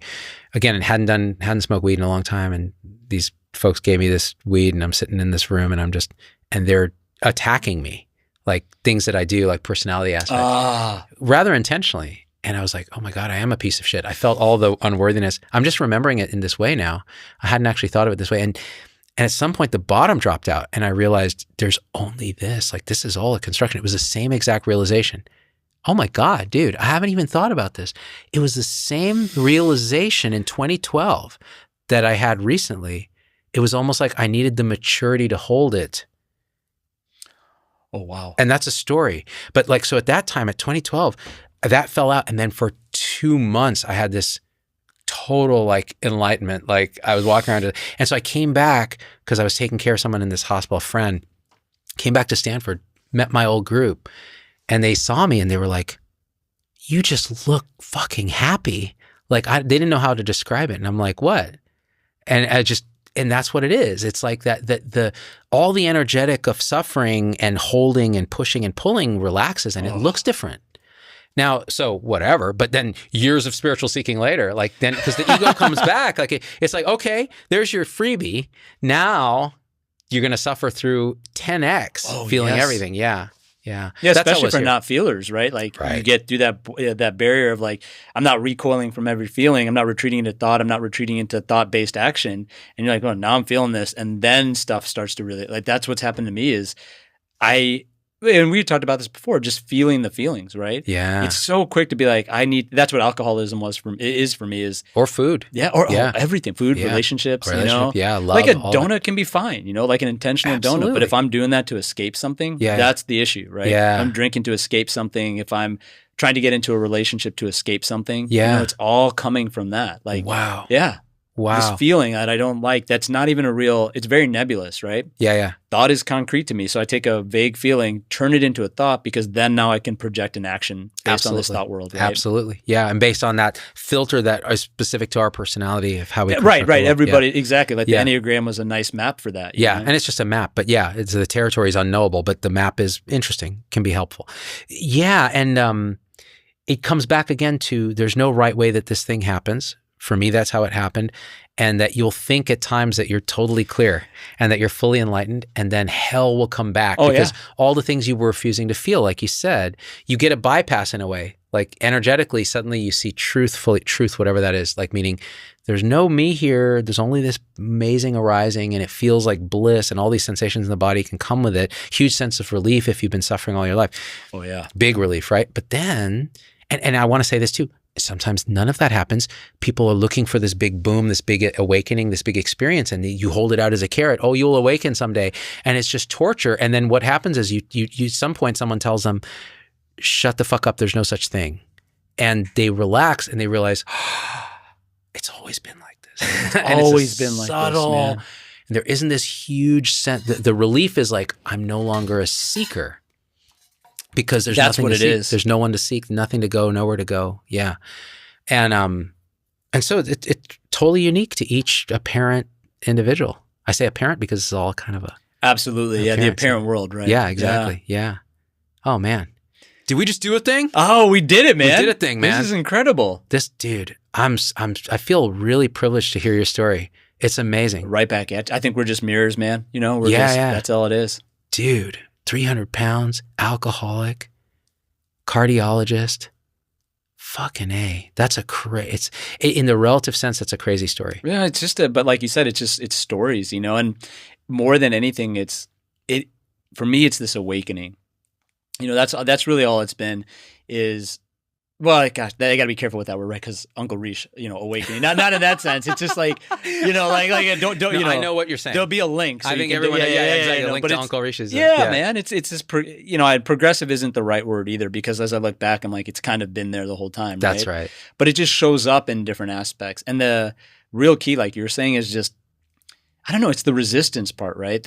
Things only occur when there's this resistance to it, which again, it's not like you don't cut the tree down. You do, but you're doing it for a different, it's a different experience, right? Yeah. I'm not here trying to shape the entire world out of something that doesn't exist. I'm doing it because that's the thing to be done. That's what's arising. And even the resistance is accepted as an arising. Yeah. And you're like, okay, that's good. Yeah, it's not when, this is a Rupert Spira thing where he said, I forgot exactly how it goes, but it's, you're not resisting it, or I'm going to butcher this. We may have to cut this part out, but it was like... We don't cut anything out, bro. All right. I love it. All right. Yeah, now I just got to start saying random stuff, Yeah, exactly. But it's like, it's Word not... salad. I forgot. It's not... I think it was acceptance. It was something like, it's not acceptance. It's when there is no acceptance, It's beyond that. Because acceptance implies there's duality implicit in that. And that's why I like the non-dual way is it's not like I'm trying to experience one thing. It's that I've gone beyond the idea of anything existing because everything has an opposite. And once you're not in that anything kind of mode, there's no opposite that you have to reconcile. That's right. If that makes sense. So from here, the non-thinking, non-conceptual mind understands immediately. It's not a mind. It's just the knowing of that by nothing. Yes. The conceptual mind has to work in duality and says, oh, but if there's unworthiness, there's worthiness. And what we're saying is it's unworthiness and worthiness are equally real and unreal. They're real as appearances. They're unreal as any objective thing. This that where we're pointing from is no thing showing up as all that. Oh man, that's right. So there's nothing here happening at all. And yet somehow miraculously it shows up as this whole display. And so calling the display real in a way is doing it violence. It's real as an appearance, but it's not real in any objective sense. So there's no unworthiness, there's no self, and yet self appears, unworthiness appears. And so the truly relaxed into that state is, okay, fuck yeah. This is what's arising, this is happening. But the strange thing is, paradoxically, natural compassion comes online. That's right. Yeah. It's not generated, the compassion, the kindness, and I'm not poo-pooing any of this. Right? I'm not. Yeah, go generate it. Go do the practice. 100%. If that's what's arising, absolutely. Right. Yeah. But it is the state of like, there's a natural, what's experienced and perceived as compassion is what happens as those, to use the language, the veil fades away, right? Yeah, that's or just, the fetters. Or, man, it's just, that's what it is. Compassion is there. And again, it's not like I'm going to give everything away, Mother Teresa level stuff. Yeah. It's this natural, there's just this like, I don't know, I care about you because I am you, not like I care about you in a transactional way. And not even I am you as like, egoically, I'm you and therefore I have something at stake. It's like there's no distinction ultimately. There's no distinction. And there's distinction at the same time. So they're both held. The mind can't hold it. The paradox is the nature of reality. And it's not paradox from the standpoint of reality. It's only in this level. Only in the thought level. And then that's where the danger is. It's like, whoa, okay, now how do I reconcile this and the beautiful philosophy of it? And the why question is terrible. It's an infinite regression. That's right. There's no reconciliation. It's fun to do if you want to do it, but there is no reconciliation. And there's no reason not to do it unless it's not arising. So it's totally fine. And then the other thing, last thing I want to say is, so how do you know, like we were saying, you look back and you see there wasn't really progress because it's always been like this. And yet the paradox is I can sit here and go, oh, when I'm sitting and talking to you, there's no longer an internal reflection of I ought to be present or I ought to have something good to say. And the other thing that's weird that's here is it used to be when I'm sitting here, I can sense a kind of validation seeking and I feel it in myself. Like I have to at least not look like an idiot. I'm on camera. I have to, I'm a performer. Like that's the natural. And that's gone. Now it's like, I don't know where that went. So there's almost like a sense of an absence. Yes. Yeah. A sense of an absence is a beautiful, like that's a paradoxical statement in and of itself, right? Like the sense of an absence almost sounds like it's something is present, right? That's right. Which is like that. But it's not. It's not. We're pointing at that which is not present, but not even made into a thing. So it's just, there was a reflective noticing that like, oh, there's a strange memory that arises that it used to be like this internally.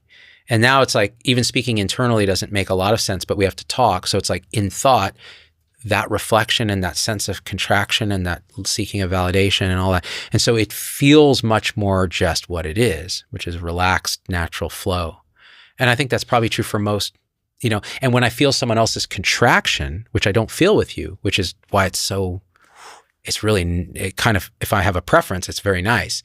But I guess preference arises, but honestly, if you were just the most delusional person sitting there, the conversation would be fine. There still wouldn't be, there might be like thoughts arising that say, oh, look, notice delusion, notice it, whatever. And that might just happen.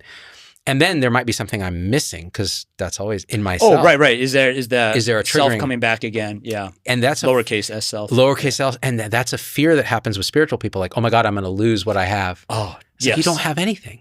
There's nothing to lose because you never had anything, and it's always been this. But you say that, and the mind is like, "Fuck you, bro!" Like I felt bliss, and now I don't. Yeah, give me all this stuff. What are you talking about? It doesn't compute. Yeah, nice try, guy. Yeah, good work. Yeah, exactly. Yeah, it's very frustrating for the mind. Well, and it's the same thing, that idea of gaining or losing something, right? Like I love when spiritual teachers will say, look, man, I can't give you anything. Like, you are it. Like, there's nothing for me to give you. I can maybe point you to stuff, but I can't give you any. I can't give you what you are. It doesn't make sense. Right. You know? Right. It's a total, and the very questions start to drop. Right? Have you noticed that? Like, oh man. So I have this privilege of getting to go live and having a bunch of people sit and watch me talk about shit, and they ask questions in the live shows, whatever, whether it's Facebook, YouTube, TikTok, Instagram, whatever. I go whatever it arises. I'm like, I'm gonna do Instagram now, and then Zubin just starts to Zubin, and I love that, by the way. Zubin starts to Zubin, man. I like that's such a great. It sounds vaguely pornographic in itself, like, you know. And so Zubin starts to Zubin. He goes live, and then people ask questions like, "What is the nature of this?" or "Why is consciousness this?" and often it arises to hear that it's like, "Oh yeah, that used to be a question here. I remember that question." And I spent hours cogitating. Oh man, yeah. Trying to solve this question, like, what is consciousness, or how is it that Rishi apparently has a different experience than Zubin when there's only one?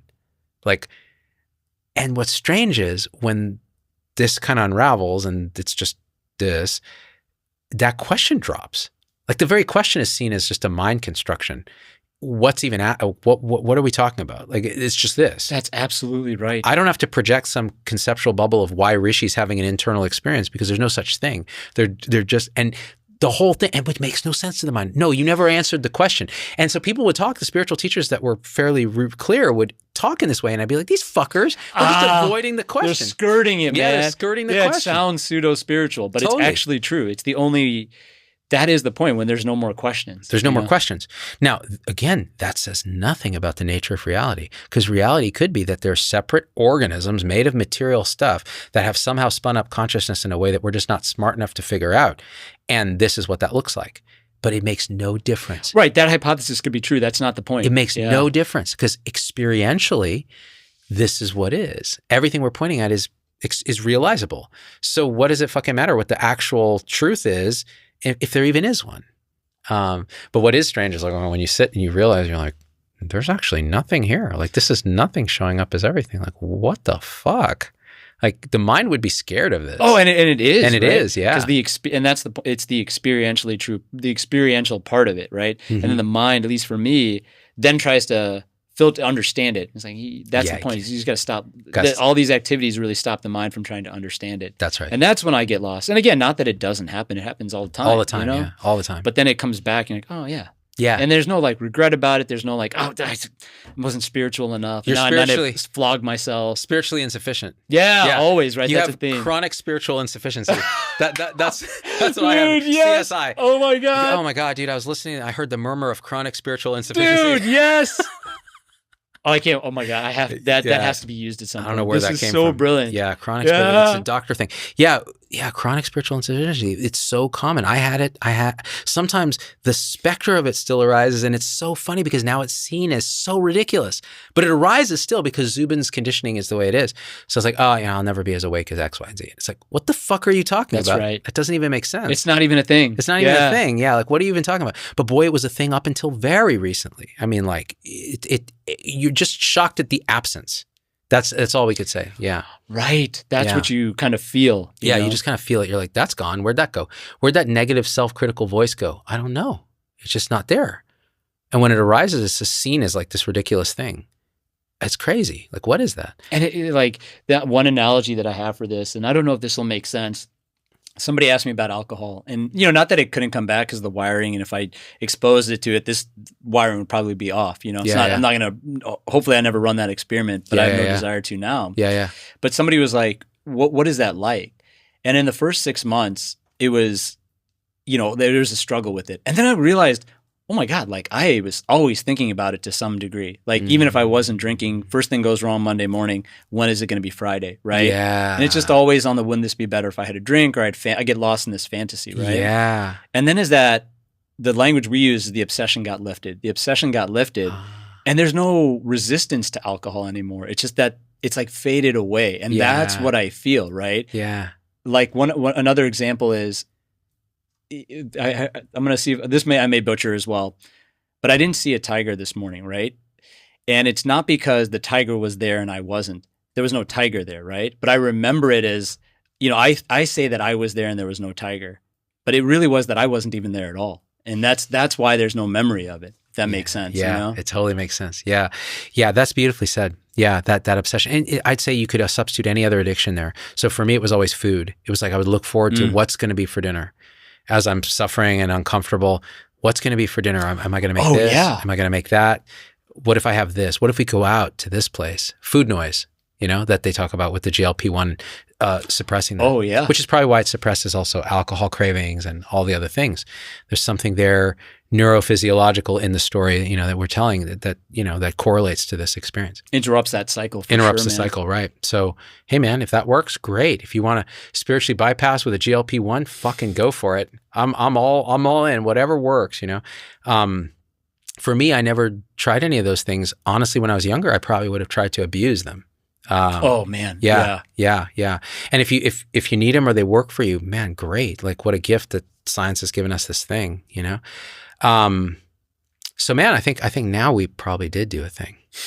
Boy, every time we try to stop, it's like they keep pulling us back. They keep pulling us back in. The universe just keeps flapping its gums. It's like, well, what about this? What about this? Did we talk about the penis yet? Yeah, right. Chronic spiritual insufficiency. That's really why we came here. Exactly. Yeah. Spiritual impotence, all that. Yep. I did a parody of Rebel Just for Kicks by Portugal the Man called Doctor Just for Dicks. And it's about urology. I'm a doctor just for dicks now. Been feeling them since 1966 now. Yeah. That's so brutal. It's beautiful, man. It is, yeah. The video is terrible. We went to the desert in Las Vegas. That's when I lived in Vegas, and I dressed up as like Elvis and did some crazy shit. Oh my God, that's perfect, man. Very strange. Yeah. You know, when I think back at the character of Zubin and Z-Dog and all that, it puts a smile in my face because it's kind of like, yeah, he was suffering. Yeah, it was an illusion. Yeah, it was a construction. And it was perfect. Like, it had to happen. That's how it was. Absolutely. And in a sense, it didn't happen at all because I can look at old pictures, and I've said this before in like photo albums, and be like, I remember that. Never happened. Not in any way that mind can construct. It was this radical, just like this conversation. Radical impermanence. Like it's something else. It's memory. It's this. It's, yeah. You know, but that gets conflated with existence, right? Existence, right. To stand out, to actually be, have some. Which does, yeah, exactly. To stand out. You don't stand. There's no standing apart from. There's no standing. You know? It's exactly. It's just this. Yeah. And in the process of all this, you can have all the mystical experiences. You can have 2D experience. Everything is static. All kinds of crazy shit can happen. It doesn't mean anything. It's more phenomenal appearance. It's fine. Nothing means anything. Oh man, right. And it's you said it like, so I don't have any, I think people using whatever they need to go down this path, whatever works for them, however it resonates. Whatever's arising. Yeah, exactly. Whatever's arising. But I think there is that common experience that people get to, and it's easy to confuse this experience for that real experience, you know, for lack of a better concept, that real experience. Yeah. And the last thing I want to say is this kind of correlation causation thing that we talked about. Yeah. Like people seem to correlate someone who's, let's look at Rishi. Okay. Rishi's calm. He's got equanimity. He lost a bunch of weight. He's no longer an alcoholic.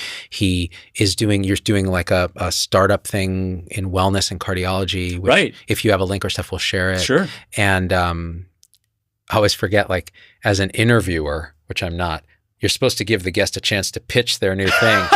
And I'm like, what is that? Oh, yeah, you're doing a thing. Yeah. I'm pitching this moment. That's where we are. Oh, I love it. Bam. It pitches itself. It pitches itself. Oh, my God. Yeah. Dude, I got 99 problems, but a pitch ain't one. Oh, my God. That's got to happen. That's man. chronicle That's gotta happen. Spiritual insufficiency. So, oh shit, what the fuck was I talking about? Okay, so we talked about your thing. Oh, correlation causation. So they look at you and see all these wonderful things, wonderful attributes, and they're like, oh, I too can have that awakening, enlightenment, liberation, whatever the words are that people use that don't touch it, if I behave and practice in that way. Yes. So I will practice equanimity. I'll practice compassion. I'll practice letting go of my thoughts. I'll practice, and all that can be fine. That can show up in the journey, but it has no causal relationship to this. This itself, that realization, where that's all the thing we've been pointing out for the last hour and whatever, that's what it looks like on the other side of that, where there are no sides. Man. It looks like compassion. It looks like equanimity. It also looks like fuck that bitch. Or, whatever's arising, that's what it looks like. And so you can practice that till you're blue in the face. It's not going to get you a iota closer to where you never left, if that makes sense. And that's where the whole spiritual seeking just collapses under its own weight. It is the apparent obstruction. I say apparent because it's not real. It's just another movement of this thing we call mind, which is just appearance. So again, nothing showing up as that. It's it, man. No thing. Not nothing. No thing. No thing. No thing. That's it. Yeah. Has no name, as David Carr says. Yeah. Oh, nice. Yeah. There was, actually, this may have been David Carr. Look at that segue. But when you were talking about prescriptive and descriptive, was that David Carr? David Carr said it as, he called, the descriptive and prescriptive fallacy. I call it correlation causation fallacy. Yeah. That, since our conversation a few days ago, that has really resonated with me as well. So like when I try to share with others, like they'll be asking about this line of inquiry, this spiritual practice, and that has been so helpful in explaining it, is that these things, that's what the state is like. And it's to help you understand, like, to get to that state, but there's no like follow these 10 steps, or maybe for some people they're on like a yogic pathway. Yeah, it might show up that way. But I think there is a misapprehension that the seeker says, I must practice. I would be like, I was the same. I'd read a book by Joseph Goldstein that said, here's how to be mindful. It's just called Mindfulness. I'm like, shit. And it reads like a fucking instruction manual. Like, okay, now we're going to practice like looking at the breath, and we're going to practice. Oh yeah, this. yeah. And it's like, it's all great for people that works for. It can lead to insight and awakening. Great, wonderful. Apparently, this is just because there's not really causality. But for me, it led to neurosis. Like, I'm not good enough at this. Yes. This is not working. I'm more neurotic. And when I did Vipassana meditation, following the breath, body scanning, sitting in silence for hours, what would happen is I would get more reactive, more angry, more irritable with family and friends, to the point where they would ask me, have you been meditating today? And normally you'd think, oh, you must be so calm and full of equanimity. No, I'm a total asshole. Why? Because it's reifying a sense of a doer. And that doer is pissed because he's getting nowhere. And then all the unconscious stuff is because I'm like letting thoughts be. All the unconscious is flooding, and all that unconscious is like, fuck all you. And it was very uncomfortable. Now, was it necessary? Well, it showed up, so probably, but I don't even know what necessary means. So we can just relax. Like, if it's showing up, great. But if you think it's doing something, maybe look for what's doing that thinking and let it go. That's it. And this is our path too, right? Like for this idea of turning inwards and seeing that thing, right? Because the way I heard it explained was in the non-dual kind of path, the essential problem is seen as ignorance, right? Yeah. That I'm ignorant of what's real. So the solution is removal of ignorance, right? That's right. And that, that may not land for everybody, but once I had that experience, that's what really opened me up for like, hey man, we're all doing the same thing. Like, I love going to church with mom and experiencing exactly what you described earlier. Your mom's Catholic, yeah? She's Catholic, yeah, right? yeah. Mm-hmm. And it used to kick in this like, well, why don't I understand this? And I like the sermons better, and I don't like the hymns, and like all these things.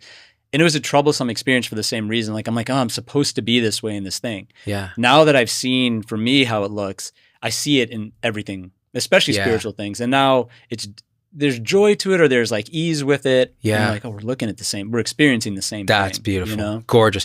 I went through a period where I would sit in a big church like St. Patrick's Cathedral in New York, and I would simultaneously laugh and cry, like I was saying, because I would see the beauty of like, here's the truth, and here's how it's manifesting when humans turn it into an egoic story. And I would just get so upset. I'd be like, God, this is horrible. Like, I got to get the fuck out of here. Yeah, and the institution of this. Yeah, this is just terrible. And now it'd be like, Oh yeah, that too. Yeah. Oh wow, it's funny. It gets all perverted like that. Of course it does. That's beautiful too, because that's also in the movie. That's in the story. It's fine, and you just love everybody in a way. Even when you're irritated, even when you're fucking annoyed with them, and you wish they weren't around, you're like fucking this guy. At the same time, you're like, perfect, just absolutely perfect. It's such a paradox. People have that's the hard part, I think, for people to understand. There is still that, and it's another thing with language, right? Love doesn't mean what I thought it meant for 40 years of my life. That's right, and that's why I was like, I didn't identify the experience of love. That's right. I was sharing with this, and this came from our conversation because I was reflecting on it, and I had this long conversation with a buddy on Saturday, and that's what he made me realize is there's these moments right now. Like I'm sitting here very calm, I don't want to say neutral. Neutral is like the referential word to kind of describe what this would be relative to other things. Yeah. But there's this ease and this neutrality here. Right. And like this is the love moment, right? This is the only one, right? The love moment. Yeah. But this is what it is. It's not the undulation of peak experience to like despair and that's what I always thought is it was the lack of this or the presence of this, but the love is actually this that's happening right now. Yeah. Man, and that's happening all the time. Even when I am irritated. Yes. Even when this fucking person, Yeah. It's that, but that love is still there. It's hard to explain, but it's like it's like the basal metabolic rate.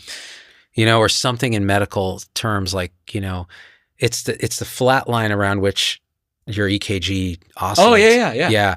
It is that like potential that's always there. And it's not human love in the way we think of it. Mm-hmm. It's not like conditional love. It's not romantic love. Not affection. It's not affection. Yeah. It has nothing to do with that. And yet it holds all of that as perfect. Yes. So it is the total radical, I could say it this way and it's wrong. It's a total radical acceptance of what is. By nothing apart. That's the closest you can get to it. Right. And so even in the worst, that will show up through the personality as acts of kindness and love that weren't there before, which is paradoxical. It will also show up as bluntness. So it's hard to people please. Artificially, it's if you think it's actually, there's a feeling that this is not helpful, like in the broader sense. They're just a knowing, like, it's not helpful for me, it's not helpful for them, for me to blow smoke up someone's ass. Oh, right. Yeah. Yeah, that's compassion too. And sometimes people will, it's so amazing like how this concept can be partially expressed, or at least how I perceive it.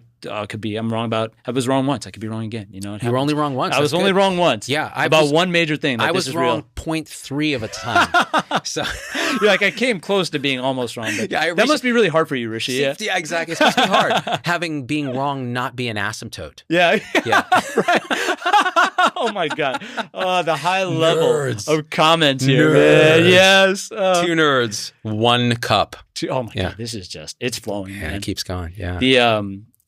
Was it the experience of as this lost train of thought there, but it was what we were talking about with how people like will be like, well, I'm blunt and I'm being compassionate. That's just more in the intellectualized mental realm. That's right. But I have had experiences where I'm like I want to do something. I'm like, okay, this is the plan, right? Something happens and it's like, okay, wait a minute, that's not the plan right now. And there's this switch and I'm irritated, right? Because number one, the thing that I was setting out to do isn't happening. And then this other person's irritating me.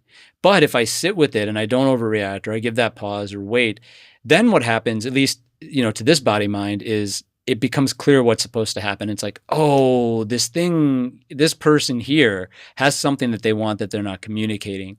And if I'm battling with them because I wanted to do something else or I'm irritated, only conflict will ensue. But if I just sit with it, it's like, oh, the thing that's supposed to be done arises. Then I go do that thing and then I return. Then I go do the next thing. That's perfect. Does that make sense? Yeah, perfect. In a sense, it's a trust that arises in life showing you what's happening. That's what it is. The pushing and pulling mechanism, Buddha would call it the second arrow. Like, first arrow, it hurts. Second arrow is, why the fuck this arrow fucking, where'd this come? Who did this to me? I will fucking show them. Yeah. That doesn't really arise, or it arises and it's seen, okay, second arrow, fuck that. And then you just sit and then it shows itself, like you said. And that's been very common here. Yeah, it seems to, and the thing is, you can easily derail yourself by noticing the second arrow arising and going, I failed in some way. I'm reactive. Right. Like I'm not supposed to be reactive. The Buddha said, fucking don't react. It's like, spiritual, he didn't really say that. What Buddha was saying is, here's what enlightenment is. And he showed people that there's no reactivity in external form. But for all we know, Buddha was like, fuck that hoe and fuck this guy and fuck, He was definitely saying that. Yeah, 100%. I mean, back then, this fool that was a here. vernacular of, 99 problems, but a pitch ain't one. That's right. That's right.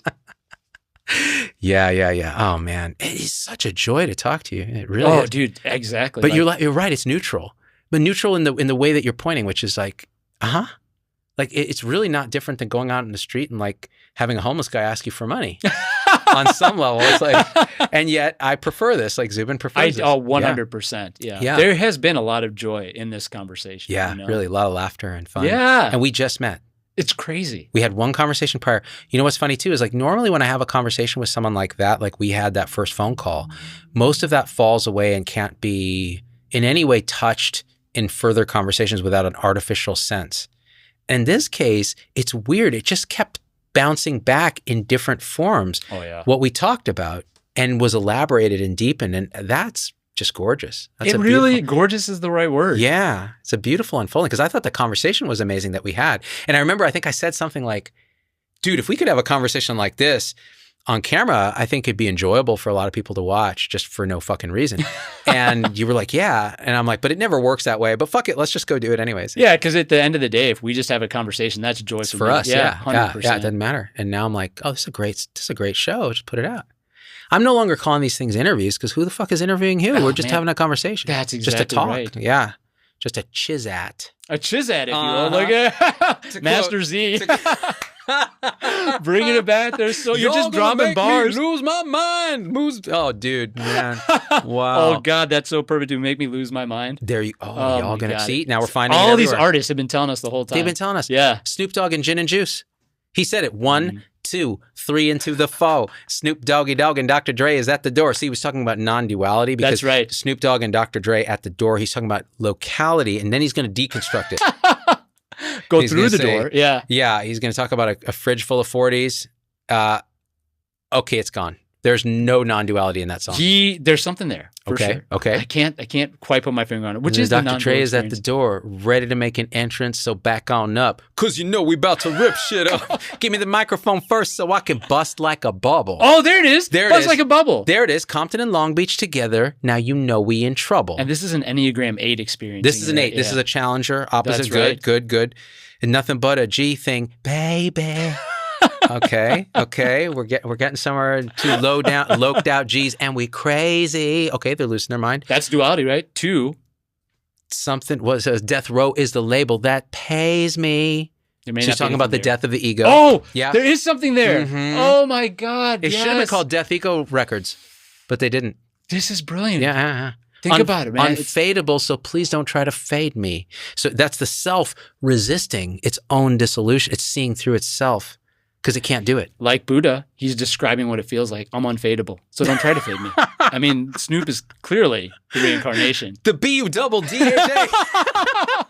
I love how you can just bust that out, man. I mean, no formal training. B-U-double-D-H-A. Yo, I went to pimp school. What can I say? Oh, my God. Dude, man. Wow. Yeah, that's a thing. Non-dual rap. People do that now with Suno, the AI stuff. They send me these little non-duality raps. Oh, no way. Yeah. Yo, the void spitting rhymes. And you're just like, shit. This is so I don't know. bad. It's good and bad at the same time. I don't know. Very non-dual. Very non-dual. It holds all duality. They're giving you the experiential non-dual through the rap. Yep. It's just feeding itself, man. It ain't nothing but a no thing, baby. Oh, my God. Wow. The triple negative in there? Oh, a triple negative. Damn, that's just like the Bahiya Sutta in Buddhism. Oh, man. This is an instant, erase your mind. Oh my God, you have to ask Buddha 3 times or he doesn't give you that shit. He's like, yo, how do I get perfect, complete enlightenment? Yo, bitch, I'm looking for alms. Leave me alone. Hey, how do I get perfect and complete enlightenment? Yo, hon, this is not how we roll. I'm out with my boys. 3rd time, yo, Buddha, hit me up with perfect and complete enlightenment. Oh, you want that? Oh, in the scene, simply the scene. In the herd, simply the herd. In the felt, simply the felt. In the cognized, simply the cognized. This is the end of suffering. Drop the mic, walk off. Oh my God. Bahiya wakes his ass up, immediately is killed by a cow. That's an actual Buddhist Sutta. Those guys were the original OGs, man. Dude, that's amazing. I can't believe this was bearing witness to this. Oh my God. MC Siddharth. MC Siddhartha. I love it too. I'm never going to call him the Buddha again. I'm going to say B-U-D-D-H-A. Dude, that's it, man. That's it. I'm so stupid. I love it. That's the unworthiness. Glorious, man. Glorious. Well, I must be stupid because it's resonating like crazy, man. Dumb recognize dumb. Dumb recognize dumb. I'm telling you, man. Dumb recognize dumb. I wanted to say that earlier. It was like game recognize game. Like, if there's one thing we could do, that's it. That's how I felt after that conversation. Me too. I was like game recognize game. Yeah, I was just nodding along with it when we were talking, and that's unusual because always there's something I can always pick a bone. Like the mind can always find something. It's always looking for it. Yeah, man. it's looking for it. It's like, okay, where's the warning sign? Because it's my personality type too is fear and safety seeking is always looking for threats. So it's like, okay, where is Rishi? Just a fucking con artist, crazy lunatic. Oh yeah. And I'm like, yeah, I can't find it. Can't find it. What the hell? The B-U-double-D, the B-U, what is it? The B-U-double-D-H-A. How do we get that to actually flow though? B-U-double-D-H-A? The B-U-double-D-H-A. Oh, the H throws it off because it's such a strange sound. There'd have to be like there's probably like a slightly off rhythm that'll make it happen, right? The B-U-double-D-H-A. Yeah, right. Like, yeah. Or that's awkward. Well, it still lands though, right? Like the emphasize in the H and the A. Right. With that pause. Right. Something. People want to know what is enlightenment. It's this, bitch. This is it's trying to fucking solve right in front of you. Stupid, non-existent problem and seeing the total emptiness of all things. Impermanent, it's a Zen koan. Empty, and unknowable. It's a Zen koan. How do you wrap the B-U-double-D-H-A?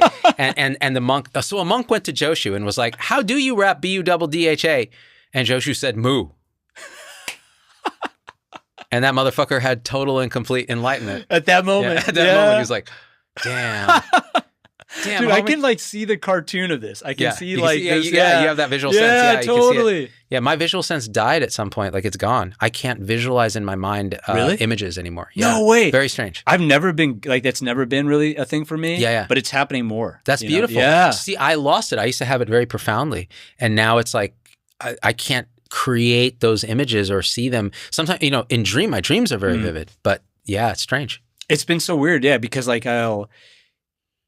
maybe it's just because I'm not in the mind as much, and it's a new phenomenon for me. Yeah. Just like I sound like a crazy person when I'm talking to people. I'm like, I can see it, man. I can see it, But it's interesting. That's beautiful. How things shift. Yeah. What a gift. Yeah. My kids have that. My wife has that. I'm just like, I don't see it. Like they'll be like, I'm gonna put this here and here, and we're gonna decorate this, and I'm like, that sounds great. I trust you. Yeah. Yeah. Because I can't create my mind is no longer those images don't arise. Vague, subtle forms can arise. They're very like you go, okay, think of an apple, and I'm like, apple-ish can arise. Oh, I love that, man. That's amazing. Apple-ish, but not actually the firm, solid image that I used to be able to conjure. It's not as concrete as a thing. That's right. Yeah, and the images that you see on the back of your eyes, when you're really daydreaming or whatever, those don't come anymore. They used to be quite profound. Yeah. So everything shifts, changes, unfolds. Yeah. Unfolds, man. Yeah. For no one. For no one, lad. The Scottish non-dual. Hi, lad. In every culture, man. Every culture has been one. There. Everyone. It's always been there. Yeah, exactly. Yeah. I mean, they have them in Compton. Absolutely. Right? I mean, arguably some of the greatest non-dualists. Death row records. I mean, you have a death sentence. Shug was telling us, man. Shug. Dude, that's why he was so pissed. That's why he was angry. That's why he hung Vanilla Ice upside down by his ankles. You don't get. Yeah, he's trying to give him the experience. He's like, you were going to see. He's like, now you'll see. It didn't work. There is no you. And how can I preach? How can I minister to these people? He's like, this guy is operating from all forms of unworthiness. Yeah. He's too white. He's too whack. He's too whack. He's just all the. You just you see the beauty. I see the whackness. That's just All right, I think we did a thing. We did it. Did you have a thing for your new clinic yet, or? I do, but we have a website that's not fully up yet. Okay, so when it is, just hit me up and I'll add it to the thing. Yeah, that's great, man. Perfect. Yeah, because you're trying to incorporate a lot of the things we're talking about into. I mean, honestly, the entire the headline for it is experiential. Like that's the problem I had in medicine was I'm sitting there in a chair talking with people about stuff, like especially functional capacity, because that's like the number one tool in cardiology. And I'm like, why am I why am I like asking you and listening to what why aren't we in a gym and I can observe you? Yeah. And then I was like, my journey with, once I experienced health, it became not a thing to do. It's just, I experienced it. So I knew what the feeling was. Yeah. Very similar to this. It's like, I can't really describe it. I just know what the experience is. So our hope is to have people experience health in the setting, like with us there. And then once they experience it, they don't need us anymore. That's awesome. So you're putting yourself out of business by I would love that, straight. man. Yeah. I love it. That's awesome. These are the things that arise. Now that just arises. Like, fuck, how did medicine turn into that? It's perfection. That's exactly, and you see it, and there's not like, you know, I mean, you did so much stuff on this, on moral injury, you know, and that stuff when it came out, and like all that's right. But then when I stepped out of it, I'm like, why? If I choose to participate in this, I choose to participate in this. That's it. You know, that's where it all ends, you know. And of course, I'd love the system if it was better, and I want people to give all that is obviously true. But the intensity of like me grinding against it all. And then I stepped out and I was like, oh, this thing seems to be happening now. Let's see if that works. That's exactly how it is. So I tell people, if stepping out seems to want to happen, do that and the next thing will arise and you'll be surprised.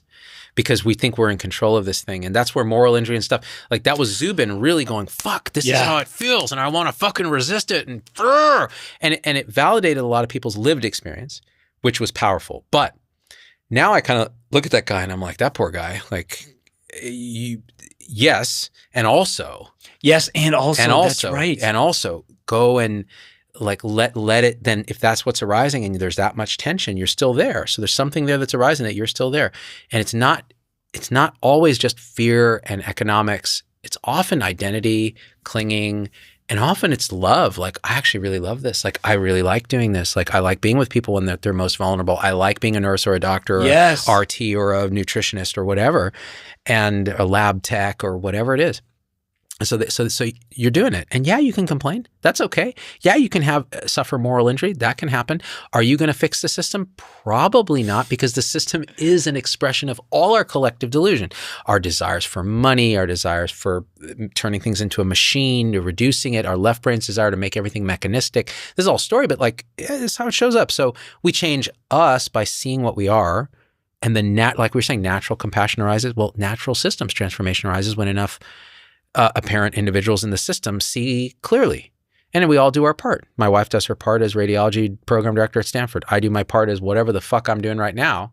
People are like, do you practice anymore? And I'm like, no, fuck you. Like I'm doing what I'm doing and it feels correct. So that's what's happening. I no longer need the validation I used to. I no longer need the validation of you feeling like I'm a practicing physician to give me a sense of value or worth. If you don't think I'm credible, don't watch. Oh my God. That journey has been the exact same for me, man. It's like this, I may do cardiology, I may not. I'm, kind of doing it with this thing, but to let go, that was a big identity, right? You spend decades building that. Oh God, at great cost. Right, great cost. Yeah. So much is sacrifice. And then all these resentments could arise, right? Yeah. But that's the lesson, man. Like the beauty of it is it's all identity. Any identity that I pick up that I can't put down is going to cause me harm. If I can put it down, it's fine. Yeah. But if I can't put it down, do you experience things this way? And this is a loaded question because you're not experiencing things, but where you are, I just realized this, there's no longer a sense of sunk cost in anything. Meaning, you said something, we paid our dues, we did all this, and resentment can arise and all that. And that's all true. I've had all that. But like, look, we did all this stuff for medicine. Right now, someone tells you, you're never going to be a doctor again. It's all wiped empty, pointless. It was a waste. How would you feel? Honestly, right now, I'd be okay with it. I'd be totally fine. It's like nothing happened. Because I'm here. Yeah, right? I'm here. Yeah. Like that means nothing. It's got momentum, and when it's brought into thought, you can mentally masturbate over it because that's what people do.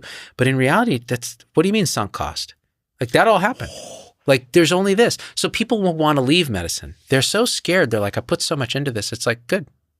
Now the next thing's going to happen. That's right. It's like none of it was, man, it's so like the momentum is a great concept for it, and in the mental world, especially because that's where it's like, well, no, what do I do with all this energy? Yeah, right. Exactly. In this time that it's made up for itself to exist, for that illusion to exist. That's right. But the only thing it's like, I'm here. And, you know, I could reconstruct it and be like, oh, I'm here and it's beautiful and make the journey like that. I don't need to do that either because I'm just here. That's right. Whatever happened, I'm here now. And that's the only thing. Not even where am I going next, which has been that phase of my journey. I love the clinic idea. I love it. I hope we get to help people. But man, if it's not it, it's not it. It's not it. And I'm just doing these things because these things are showing up. Exactly. So much of that is identity construction, time construction, story construction, fear, resistance, unworthiness, telling a story, reconstructing actively a past, projecting it into a future and saying, this is how it has to go. Oh my God. My dad was legendary at doing this. Really? Yeah. And towards the end of his life, he had relaxed that. And it was really quite a shift to see. He was like, oh, yeah. Yeah, it's good. He's like, why don't you want to do medicine? Like, what's going on? Like, I go, well, Dad, why do you want to do medicine? Why did you do it until like just recently? You retired at like 80 something. Oh, wow. Yeah. He's like, well, I like getting up in the morning, putting on a shirt and a tie, going in and having people depend on me. And I was like, oh, that's awesome. I said, that's what it's like when I go and make a video or do a talk or something. I feel like that's exactly what I'm supposed to do in that moment. I go and do it. And he was like, oh, good. Then just do that. Like, I was like, what? Yeah, that wasn't supposed to work. Are you sure you're an Indian dad? Yeah. What's going on? Right. Yeah, it was really nice. You know, it was just before he died. Oh, wow. Yeah, and it wasn't like he was planning to die. It was like, although he was, I think, you know how these things naturally happen. But it was beautiful. It was like this huge release for me too, because then I got to let go of even the identity of the one who did that, the Z-Dog, because my dad loved that. He loved that I went out and gave talks, you know? Oh, yeah, wow. he was like, because he always fancied himself the comedian. He would give me jokes. And, you know, they were dad jokes because they're your dad. Dude, you know? that's so beautiful. And so he would be like, oh, man. And so he would always ask me when I'd go do a talk, I'd come back. I used to do lots of them. I'd come back and he'd be like, did you get a standing ovation? What did they laugh at? Which slide did they like? Like all this. And I'm like, this one. And it was good. And yeah, they like this. And he wants to give you notes too. Yeah, he's giving me notes. He's like, you should have said this. Yeah, I'm like, whoa. And I would always just kind of humor him. You know, yeah, of course. Yeah, what are you going to do? But at the same time, I was like, oh, man, he's really into what I'm doing. So it became a kind of another identity, like the one, I'm still making dad happy, you know? Yeah. But it was enjoyable. It was much more enjoyable because it was more who I think my personality was. But then it, got to the point where I was like, I don't even want to necessarily, this feels inauthentic, going up and talking about transforming healthcare. I want to talk about transforming us. Yes. Nobody wants that message. Yeah. That's not a message that sells. They're not going to pay you tens of thousands of dollars to come give a talk for that. And so the last one I gave was 2023 before he died.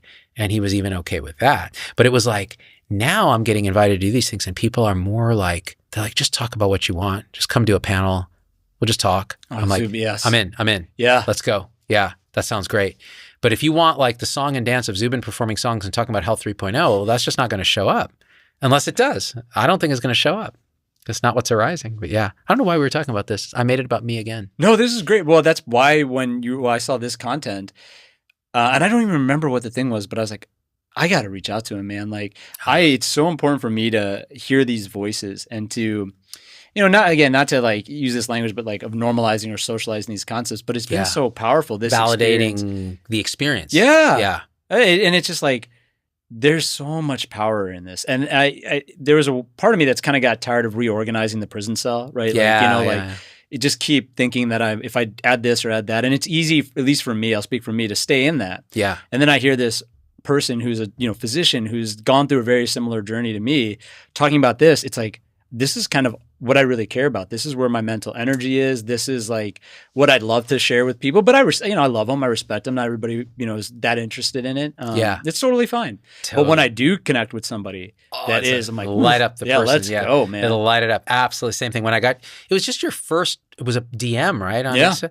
And the minute I read it, I looked at your picture, I read the thing, I was like, dude, like, guy's a cardiologist. Like I can feel it. He knows exactly what I'm pointing at, which in a sense, I used to call this in medicine when I would talk about moral injury and stuff, I would call it communalization of pain. Mm-hmm. Like we make ourselves realize that we're not alone in our suffering and therefore it's not just us. So it's a kind of way of bypassing unworthiness. It's saying it's not just you, it's everyone. Everyone's unworthy. And so that in itself gives a normalization. So now we can talk about it. We can feel maybe a little better. I mean, ultimately you got to undercut the whole unworthiness fully and worthiness by seeing, but you don't even have to do that. If that's all you do, it's great. It's totally fine. And so when I connect with you, I'm like, oh, we're all, in a way, we're communalizing our bliss. we're like, is it really like this? It is. Am I crazy? Because the mind is still a little engine of doubt, and it likes to throw thoughts out like you're the only, no one understands you, like, which is all fine. Like now that scene is, that's okay. No one has to understand. That's right. It's just that mind. It's just going. Just mind doing its thing. But then you talk to somebody like this, and it's like, you don't talk about this publicly, I don't think. A little bit, but not like in what you context? kind of read it out, like not like in not on like video. Yeah, I wouldn't go to like the residence. I'll put it this way: you're not a spiritual teacher. You're not, you're training trainees and you're doing that sort of thing, but you're not like a public figure talking about this. That's stuff. right. And yet, when I talk to you here, it's like I'm talking to somebody who's been doing this all their life, because you're so clear in how you communicate, so precise from your lived experience, which is fucking beautiful. That's a gift, man. Like, I was the same thing with you. Like we had even commented on that. Like I think even having these spiritual discussions, you have such a precision in how you address it. It's like, oh yeah, this guy's going right to it, and it's nice. And it's funny because that precision resonates with other people who tend to be precise. Of course, yeah. And because my wife, I will speak in this way when we have our conversations. We're just talking casually, and she's like, "Well, there you go again." Talking about that which can't be talked about. It's just known. And for her, it's like an enmeshment with everything that is. And for me, it's like a deconstruction into emptiness. Yeah. But they're just facets of the same diamond. It's how it expresses itself in this mind. Exactly right. And that's why I don't necessarily feel the need to proselytize, you know? But then when I do resonate with somebody who's got you'll go deep. Oh man. And then it's just this fun, And then someone else shows up and you're like, so hey, so how about that McDonald's? Yeah, that's right. Get that new Happy Meal? Don't you hate the government? Exactly. Oh, those taxes. Taxes. Trump, Trumpity Trump. This is what the news sounds like to me now. Trumpity Trump. Oh, Trump. It's just nonsense. Just gibber. It's all gibberish, but man. It's fun. I like to follow it still because it's like a great story. Right. And sometimes it affects my actual financial health. So I'm like, oh, what's going to happen to this? What's going to do that? Oh, it's the same thing. I mean, there's still realities. There's still like, I'll get fear about stuff. I'll get like, those things are still happening. Yeah. They're just not like, I don't know. It's so weird. It was just one thing would happen. It would dominate my existence for a period of time. And then the next thing would happen. It would usually be filled in by something more extreme, right? Yeah. And there was never like a reset. Yeah, never a reset. Yeah. Now everything's like a reset in every moment. Just, like the gravity pulls you back down. Yeah, exactly. Yeah. Dude, all right. We did a thing. I'm like, covered it all, man. I was telling you when we started, I was like, I went to the gym this morning and then I came back, and when we first met, I was like, dude, my energy in the body is gone. Like it drained into whatever fucking weight I was lifting or shit I was doing. And I don't know how I'm going to recover. and now I'm like, like the conversation had all that energy. And now I'm like, I'm dead. There's nothing here. It's just empty, just nothing. It's a shell. It's a shell, bro. It's a shell. Brother. My man. Oh, man, this was a joy. All right. Well, absolute joy. Oh, man. Well, hey, hopefully we'll have another conversation in the future and see what else is unfolding. Oh, I love that, man. Yeah. I'm not really doing anything. Yeah, well, neither am I. In every sense. In every sense. Nothing's happening. All right, gang. Hey, you know what? You can, this is where I do my little call to action. Yeah, let's hear it. Because just to help the algorithm. All right. So okay, this is what you got to do. You got to leave a comment. I don't care what platform it's on, but if it's on YouTube, it's really good because it helps juice the YouTube algorithm. You hit the like button. If you subscribe, turn your little notifications on, and then YouTube thinks we're a thing, even though we ain't shit. And that helps me and Rishi's conversation get out to the random people for whom it is supposed to get out. And none of this is causative, but it is all epiphenomenal of the perfection showing up as you smashing that like button, leaving a comment, hitting that notification bell. So perfectly done. And becoming a member of my channel to pay for this, all this. Hey, this is expensive, right, Rishi? You see it? This is quite a setup. Yeah, for sure. I mean, it's a closet, but, you know. Beautiful closet. It's a beautiful closet. All right, gang, I love you. Thanks, brother. Thank you, my man. Until next time, peace.